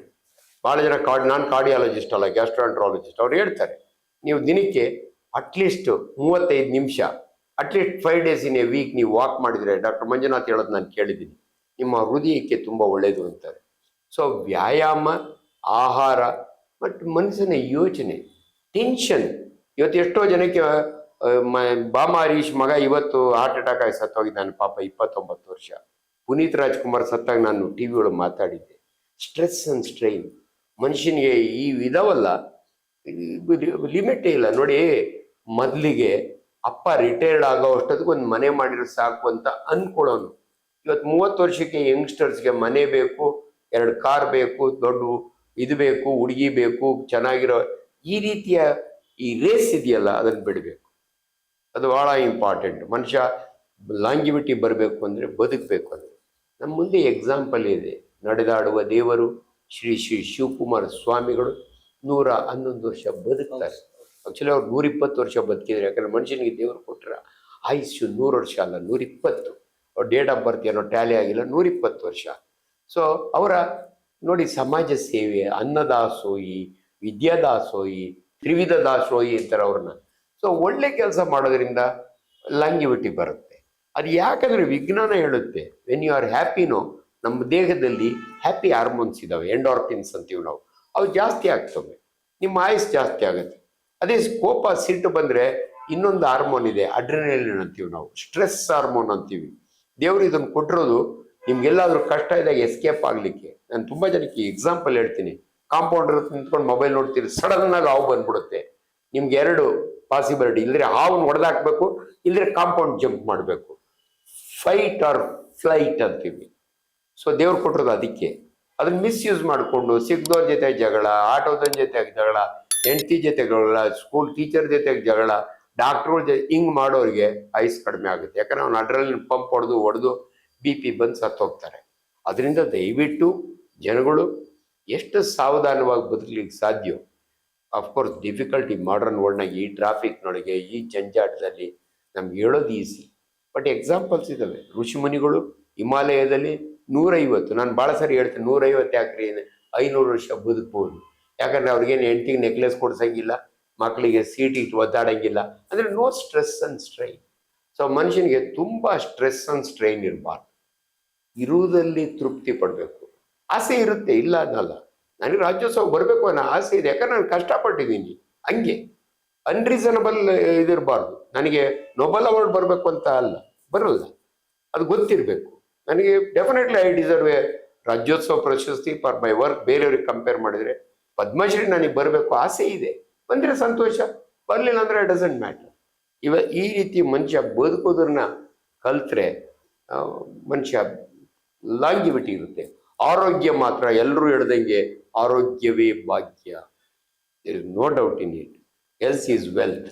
ಸರ್, ಅದೇ ಯುವ ಜನತೆ ಬಗ್ಗೆ ಮಾತಾಡ್ತಿದ್ವಿ. ಎಲ್ಲೋ ಒಂದು ಕಡೆ ಯುವ ಮನಸ್ಸುಗಳು ದಾರಿ ತಪ್ತಾ ಇದ್ದಾರೆ. ಡ್ರಗ್ಸ್ಗಳು, ಸಿಗರೇಟ್ಗಳು, ಮದ್ಯಗಳು. ನಮ್ಮ ದುರದೃಷ್ಟ ಸರ್, ಸರ್ಕಾರದ ಆದಾಯವೇ ಅಬಕಾರಿ ಇಲಾಖೆ ಆಗ್ಬಿಟ್ಟಿದೆ. ಸೊ ಈ ಈ ದಾರಿ ತಪ್ಪುವ ಯುವ ಮನಸ್ಸುಗಳಿಗೆ ಏನ್ ಸಂದೇಶ ಕೊಡ್ತೀರಾ ಸರ್? ಇಲ್ಲ, ಭಾಳ ಜನ ಕಾಲ ಬದಲಾಗಿಲ್ಲ ಅಂತಾರೆ, ಬದಲಾಗಿದೆ. ನಾನು MBBS ಹೋದಾಗ ತಿನ್ನಕ್ಕೆ ಊಟ ಸಿಕ್ಕಿದ್ರೆ ಸಾಕು. ಇವತ್ತು ನೀವು ಮೆಡಿಕಲ್ ಕಾಲೇಜ್ಗಳಿಗೆ ಹೋದರೆ ಈಸಿಲಿ ಡ್ರಗ್ಸ್ ಸಿಗುತ್ತೆ. ನಮ್ಮ ಓನ್ ಮೆಡಿಕಲ್ ಸ್ಟೂಡೆಂಟ್ ನೋಡಿದ್ವಿ. ಈ ಮೋಸ್ಟ್ ಯೂಸ್ಫುಲ್ ಪುಣ್ಯಾತ್ಮ ಕಂಡುಹಿಡಿದನ್ನ ಮೋಸ್ಟ್ ಮಿಸ್ಯೂಸ್ಡ್ ಇನ್ಸ್ಟ್ರೂಮೆಂಟ್ ಇವತ್ತು. ನನಗೆ ಎಷ್ಟು ಯೂಸ್ಫುಲ್ ಅಂದರೆ, ನನ್ನ ಮಗ ಆಪರೇಷನ್ ಥಿಯೇಟ್ರ್, ಡ್ಯಾಡಿ ಯಾಕೆ ಅಪೆಂಡಿಕ್ಸ್ ಕಾಣ್ತಿಲ್ಲ ಅಂದರೆ ಫೋಕಸ್ ಮಾಡು ಮಗನೇ ಅಂತ ಹೇಳ್ಬೋದು. ಆದರೆ ಇವತ್ತು ದ ಮೋಸ್ಟ್ ಮಿಸ್ಯೂಸ್. ಇದರ ಏನು ಬೇಕು, ಪೋರ್ನ ಬೇಕಾ, ಹೈಸ್ಕೂಲ್ ಹುಡುಗರಿಗೆ ಸಿಗುತ್ತೆ. ನಮ್ಮ ಕಾಲದಲ್ಲಿ ಇವೆಲ್ಲ ಇರಲಿಲ್ಲ. So naturally availability of drugs, drinks ಇವೆಲ್ಲ ದಾರಿ ತಪ್ಪಿದೆ. ಇದಕ್ಕೆ ಕಾರಣ ಬದಲಾವಣೆಗಳು. ಬಟ್ ಎಲ್ಲೋ ಒಂದು ಕಡೆ ಮಾರಲ್ ಎಜುಕೇಷನ್ ಅಂತ ಇತ್ತು. ನಾವೆಲ್ಲ ಸ್ಟೂಡೆಂಟ್ಸ್ ಇದ್ದಾಗೆ ಮೊರಾಲಿಟಿ ಇತ್ತು, ಮಾರಲ್ ಎಜುಕೇಷನ್ ಇತ್ತು, ಜೀವನದಲ್ಲಿ ಹಿಂಗೆ ಬದುಕಬೇಕು ಅಂತಿತ್ತು. ಇವತ್ತು ಅವೆಲ್ಲ ಗಾಳಿ ತೂರು ಹೋಗ್ಬಿಟ್ಟಿದ್ದಾರೆ. ಎಷ್ಟೊಂದು ಜನ ಹುಡುಗಿರು ನಿಂತ್ಕೊಂಡು ಹಂಗೆ ಸಿಗರೇಟ್ ಹೊಡಿತಾರೆ. ಇದರ ಹತ್ರ ಕ್ಯೂ ನಿಂತಿರ್ತಾರೆ ಬೀರು ಇದು ತೊಗೊಳ್ಲಿಕ್ಕೆ. ಇವೆಲ್ಲ ಮೊದಲ ಕಾಲದಾಗ ಇರಲಿಲ್ಲ. ಸೊ ಕಾಲ ಬದಲಾದಂಗೆ ಜನಗಳ ಆಟಿಟ್ಯೂಡು, ತಂದೆ ತಾಯಿಗಳ ಜವಾಬ್ದಾರಿ ಇವೆಲ್ಲ ಏನೋ ಚೇಂಜ್ ಆಗಿ ಹಿಂಗಾಗ್ತದೆ. ನನ್ನ ಸಂದೇಶ, ಮೊದಲು ನೀನು ಚೆನ್ನಾಗಿರಬೇಕು. ಸಮಾಜದಲ್ಲಿ ಏನಾದರೂ ಉದ್ಧಾರ ಆಗಬೇಕು ಅಂದರೆ ಬೇರೆ ಯಾರೂ ಅಲ್ಲ, ನೀನೇ ರೆಸ್ಪಾನ್ಸಿಬಲ್. ನಾನು ಭಾಳ ಸಾರಿ ಹೇಳ್ತೀನಿ, ನಮ್ಮ ದೇಹ ನಮ್ಮ ಕೈನಲ್ಲಿರಬೇಕು. ನೀನು ಡ್ರಗ್ಸ್ ಹೊಡೆದ್ರೆ ನಿನಗೆಲ್ಲ ಕಾಯಿಲೆ ಬರ್ತವೆ. ಎಷ್ಟೋ ಜನ ಡ್ರಗ್ಸ್ಗೆ ಸೇಮ್ ಸಿರಿಂಜ್ ಯೂಸ್ ಮಾಡಿ HIV ಬರುತ್ತೆ. ಯಂಗ್ಸ್ಟರ್ಸ್ಗೆ ಏಡ್ಸ್ ಬಂದು ಸತ್ತೋಗರಿದ್ದಾರೆ. ಸೊ ಇವೆಲ್ಲವನ್ನು ಎಲ್ಲೋ ಒಂದು ಕಡೆ ನಿಮ್ಗೊಂದು ತಿಳುವಳಿಕೆ ಇರಬೇಕು. ಅಲ್ಟಿಮೇಟ್ಲಿ ಮನುಷ್ಯ ಸಂತೋಷವಾಗಿ ಬದುಕಬೇಕಾದ್ರೆ ಈ ಟೆಂಪರರಿ ಪ್ಲೇಜರ್ಸ್ನಿಂದ ದೂರ ಇರಿ ಅಂತ. ಸೊ ಇದು ಇಂಪಾರ್ಟೆಂಟ್. ನನಗೆ 71 ವರ್ಷ. ಬೇರೆಯವ್ರಿಗೆ ಅಡ್ವೈಸ್ ಮಾಡೋದು ಈಸಿ, ಬಟ್ ಅವರೆಲ್ಲ ನಿಮ್ಮ ಕಾಲ ಬೇರೆ ನಮ್ಮ ಕಾಲ ಬೇರೆ ಅಂತಾರೆ. ಯಾರ ಕಾಲ ಆದರೂ ಅದೇನಪ್ಪ. ನೀನು ಚೆನ್ನಾಗಿರಬೇಕು ಅಂದರೆ ನಿನ್ನ ರೀತಿ ನೀತಿ, ನಿನ್ನ ಸೋಷಿಯಲ್ ಬಿಹೇವಿಯರು, ನಿನ್ನ ಸಾಮಾಜಿಕ ಜವಾಬ್ದಾರಿ ಇವೆಲ್ಲವೂ ಕೂಡ ಗಮನದಲ್ಲಿಟ್ಕೊಂಡು ನೀನು ಬದುಕಬೇಕು ಅಂತ ಹೇಳಬಲ್ಲೆ ನಾನು. ಸರ್, ಬಹಳಷ್ಟು ಜನ ಯುವ ಮನಸ್ಸುಗಳು, ಹುಡುಗರಿರ್ಬೋದು, ಹುಡುಗಿಯರಿರ್ಬೋದು, ಮುಜುಗರ ಅಂದರೆ ಡಾಕ್ಟರ್ ಹತ್ರ ಓಪನ್ ಅಪ್ ಆಗಿ ಮಾತಾಡಲ್ಲ. ನಾಳೆ ದಿನ ಅದು ದೊಡ್ಡ ಸಮಸ್ಯೆ ಆಗಿ ಪರಿಗಣನೆ ಆಗುತ್ತೆ. ತಾವು ತಮ್ಮ ಯೂಟ್ಯೂಬ್ ಮುಖಾಂತರ ಬಹಳಷ್ಟು ವಿಡಿಯೋಗಳನ್ನು ನಾನು ನೋಡಿದ್ದೀನಿ. ಈ ಮುಜುಗರದಿಂದ ಆಗುವಂತಹ ಪರಿಣಾಮಗಳೇನು ಸರ್? ಡೆಫಿನೆಟ್ಲಿ. ನಾನು ಮೊನ್ನೆ ನೋಡ್ತೀನಿ, ಒಬ್ಬ ಸಾಫ್ಟ್ವೇರ್ ಇಂಜಿನಿಯರ್ ತನ್ನ ತಾಯಿನ ಕರ್ಕೊಂಬರ್ತಾರೆ. ಆಕೆಗೆ stage 4 cancer of the cervix. ವಿದ್ಯಾವಂತರು, ದುಡ್ಡಿರುವಂಥವ್ರು. ಯಾಕ್ರಿ ಹಿಂಗೆ ಮಾಡಿದ್ರಿ ಅಂದರೆ, ನಮ್ಮಮ್ಮ ಕಾಯಿಲೆ ಮುಚ್ಚಿಟ್ಕೊಂಡ್ಬಿಟ್ಲು ಸರ್ ಅಂತಾರೆ. This is A very common problem in India. ಎಷ್ಟೋ ಜನ ಲೇಡೀಸು ಬ್ರೆಸ್ಟ್ನಲ್ಲಿ ಗಂಟು ಅವ್ರ ಕೈ ಸಿಗುತ್ತೆ ಸ್ನಾನ ಮಾಡೋ, ಸೆಲ್ಫ್ ಬ್ರೆಸ್ಟ್ ಎಕ್ಸಾಮಿನೇಷನ್. ಆದರೆ ಸ್ಟೇಜ್ 3B ಆಗೋರ್ಗು ನಮ್ಮ ಹತ್ರ ಬರಲ್ಲ. ಯಾಕಂದರೆ ನಾಚಿಕೆ. ಬ್ರೆಸ್ಟು, ನಾನು ಭಾಳ ಸರಿ ಹೇಳ್ತೀನಿ ಹೆಣ್ಮಕ್ಳಿಗೆ, ಬ್ರೆಸ್ಟು ಲೇಡಿ ಡಾಕ್ಟರ್ದಲ್ಲ, ನನ್ನ ಫೀಲ್ಡ್ ಅದು. I am an expert. ನನ್ನ ಕೈ ಮುಟ್ಟಿದರೆ ಅವ್ರ ಬ್ರೆಸ್ಟ್ನಾಗಿರೋದು ಗಂಟು ಕ್ಯಾನ್ಸರ್ ಅಲ್ಲ ಅಂತ ಹೇಳೋ ಟ್ರೈನಿಂಗ್ ನನ್ನ ಕೈಗಾಗಿರುತ್ತೆ. ಆದರೆ ಹೆಣ್ಮಕ್ಳು ಬರಲ್ಲ. ಅದಕ್ಕೆ ನಾನು ಭಾಳ ಭಾಷಣದಾಗ ಹೇಳ್ತೀನಿ, ಕರ್ನಾಟಕ ರಾಜ್ಯದ ಕ್ಯಾನ್ಸರ್ ಸೊಸೈಟಿ ಚೇರ್ಮನ್ ಆಗಿ, ನಾಚಿಕೆ ಗೀಚಿಗೆ ಊರಿಂದ ಆಚಿಕೆ. ನಾಚಿಕೆ ಫಸ್ಟ್ ಬಿಡಿ. ತುಂಬ ಜನ ಹೆಣ್ಮಕ್ಳು, ಅದ್ರ ಜೊತೆಗೆ ಭಯ. ನಮ್ಮಲ್ಲಿ ಏನಾಗ್ಬಿಟ್ಟಿದೆ, ಅನ್ಫಾರ್ಚುನೇಟ್ಲಿ ಆರ್ ಫಾರ್ಚುನೇಟ್ಲಿ, ಆಯುರ್ವೇದ ಕಾಲದಿಂದಲೂ ಕೂಡ ಬೇರೆ ಬೇರೆ ಸಿಸ್ಟಮ್ ಇದೆ. ಅಲೋಪತಿ ಇದೆ, ನಮ್ಮದು ಹೋಮಿಯೋಪತಿ ಇದೆ, ನ್ಯಾಚುರೋಪತಿ ಇದೆ, ಕೊನೆಗೆ ಯಾರು ಸಹವಾಸನ ಬೇಡ ಅಂತ ತಿರುಪತಿ ಇದೆ ಕೊಡ್ಕೊಳ್ಳೋಕ್ಕೆ.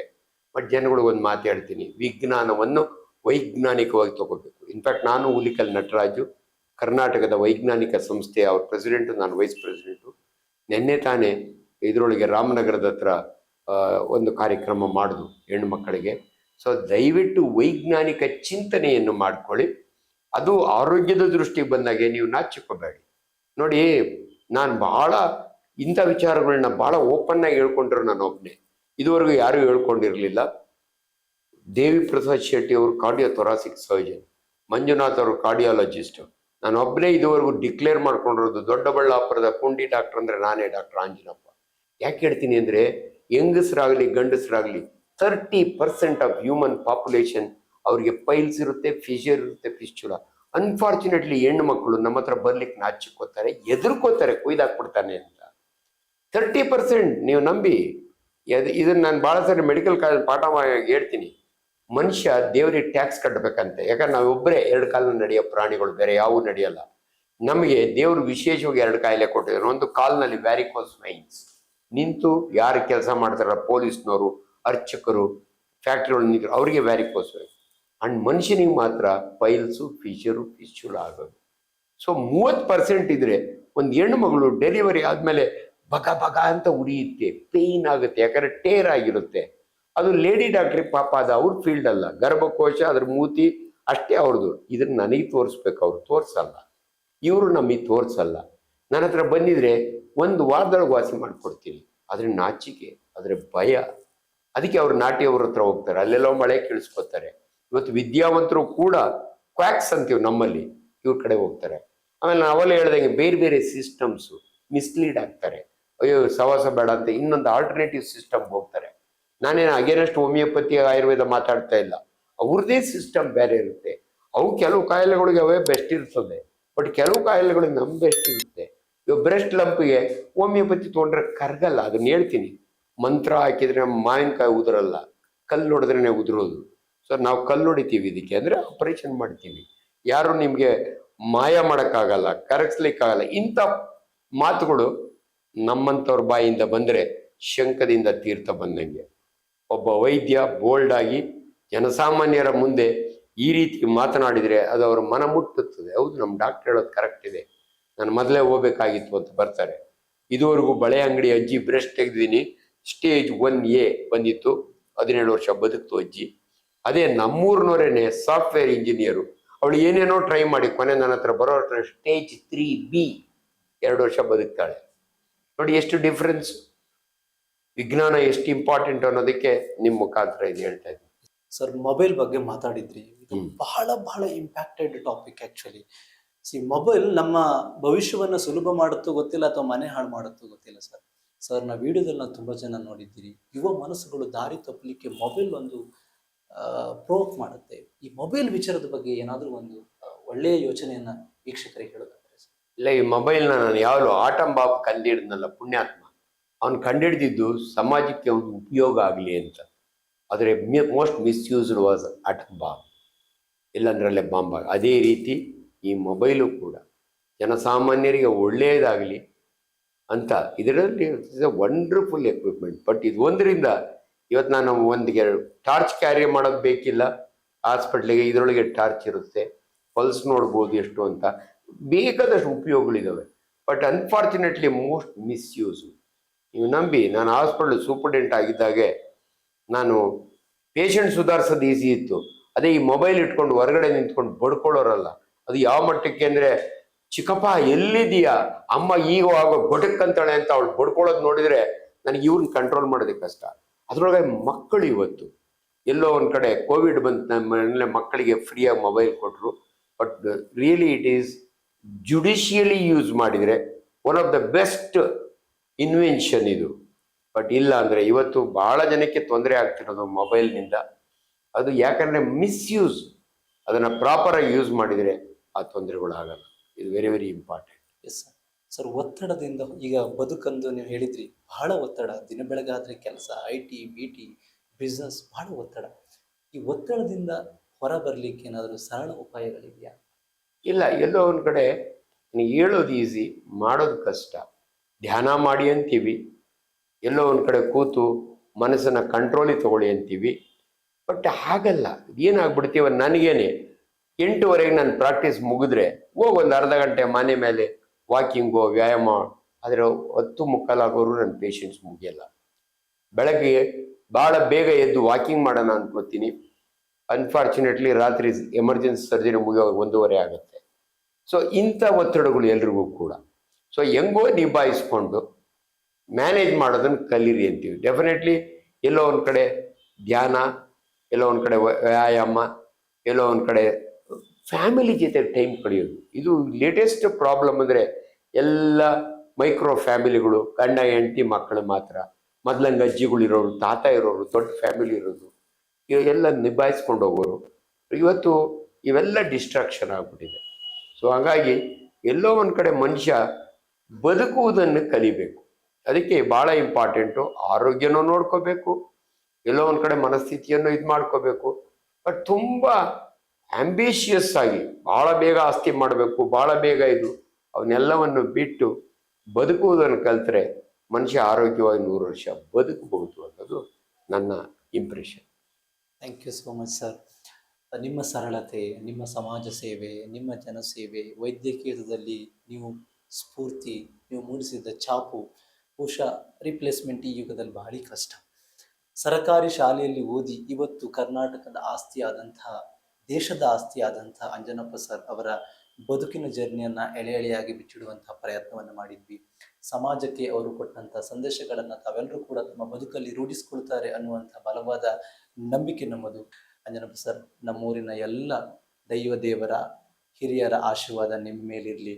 ಇನ್ನಷ್ಟು ರೋಗಿಗಳ ಬದುಕಿಗೆ ನೀವೆಲ್ಲರೂ ಕೂಡ ಆಶಾಕಿರಣರಾಗಿ ನಿಮ್ಮ ಸಲಹೆ ಈ ಸಮಾಜಕ್ಕೆ ಅತ್ಯಂತ ಅಗತ್ಯ ಮತ್ತು ಅದರಿಂದ ಒಂದಿಷ್ಟು ಮನಸ್ಸುಗಳು ಬದಲಾದರೆ ಬಹುಶಃ ಸಮಾಜ ಬದಲಾದ ಹಾಗೆ ಅಂತ ಹೇಳ್ತಾ ನಿಮ್ಮ ಸಮಯಕ್ಕೆ ಅತ್ಯಂತ ಪ್ರೀತಿಯ ಥ್ಯಾಂಕ್ ಯು ಸರ್. ಮುಗಿಸೋದಕ್ಕೆ ಮೊದಲು ನಿಮ್ಮ ಮಾಧ್ಯಮದವ್ರನ್ನ ಕಂಡ್ರೆ ನನಗೆ ಯಾಕೆ ಇಷ್ಟ ಅಂದರೆ, ಒಂದು ವೈದ್ಯಕೀಯ ವಿಚಾರವನ್ನ 100 ಜನಕ್ಕೆ ನಾನು ಕ್ಲಾಸ್ ತಗೋಬಹುದು ಅಥವಾ ಒಂದು 500 ಜನಕ್ಕೆ ಒಂದು ಭಾಷಣ ಹೊಡಿಬಹುದು.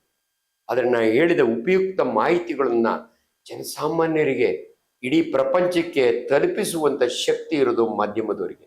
ಹಂಗಾಗಿ ನಾನು ಭಾಳ ಸಾರಿ ಯಾರೇ ನಿಮ್ಮ ಮಾಧ್ಯಮದವರು, ಅದ್ರಾಗ ಇವತ್ತು ನೀವು ಫೋನ್ ಮಾಡಿದಾಗೆ ಡೆಫಿನೆಟ್ಲಿ ಅನೇಕ ವಿಚಾರಗಳು ಸಾಕಷ್ಟು ಜನಕ್ಕೆ ದಾರಿದೀಪ ಆಗೋವಾಗೆ ನಿಮ್ಮಂಥವರ ಈ ಸಾಮಾಜಿಕ ಕರ್ತವ್ಯ ನನಗೆ ಭಾಳ ಖುಷಿ ಅನಿಸುತ್ತೆ. ಆದ್ದರಿಂದ thank you very much. Yes, ಚಿಮ್ಮಣಿ ದೀಪದಲ್ಲಿ ಓದಿದ ಆ ದಿನಗಳು ಇವತ್ತು ಕರ್ನಾಟಕದ ಕತ್ತಲನ್ನು ನಿವಾರಿಸಿ ಭವಿಷ್ಯದ ಬದುಕಿಗೆ ಬೆಳಕು ಚೆಲ್ಲುವಂಥ ಅಂಜನಪ್ಪ ಸರ್ಗೆ ಧನ್ಯವಾದಗಳನ್ನು ಹೇಳ್ತಾ, ನಮ್ಮ ಸ್ಟಾರ್ ಕರಾವಳಿ ಕಡೆಯಿಂದ ಒಂದು ಸಣ್ಣ ಗಿಡ ಬಹುಶಃ ಈ ಗಿಡದಂತೆ ಅವರ ಬದುಕು ಹಸಿರಾಗಿರಲಿ ಅನ್ನುವಂಥದ್ದು ನಮ್ಮ ಉದ್ದೇಶ. Thank you very much. Thank you sir. Thank you so much ನಿಮ್ಮ ಸಮಯ. ರೈತನ ಮಗನಿಗೆ ಒಂದು ಹಸಿರು ಗಿಡ. Thank you. Lovely lovely.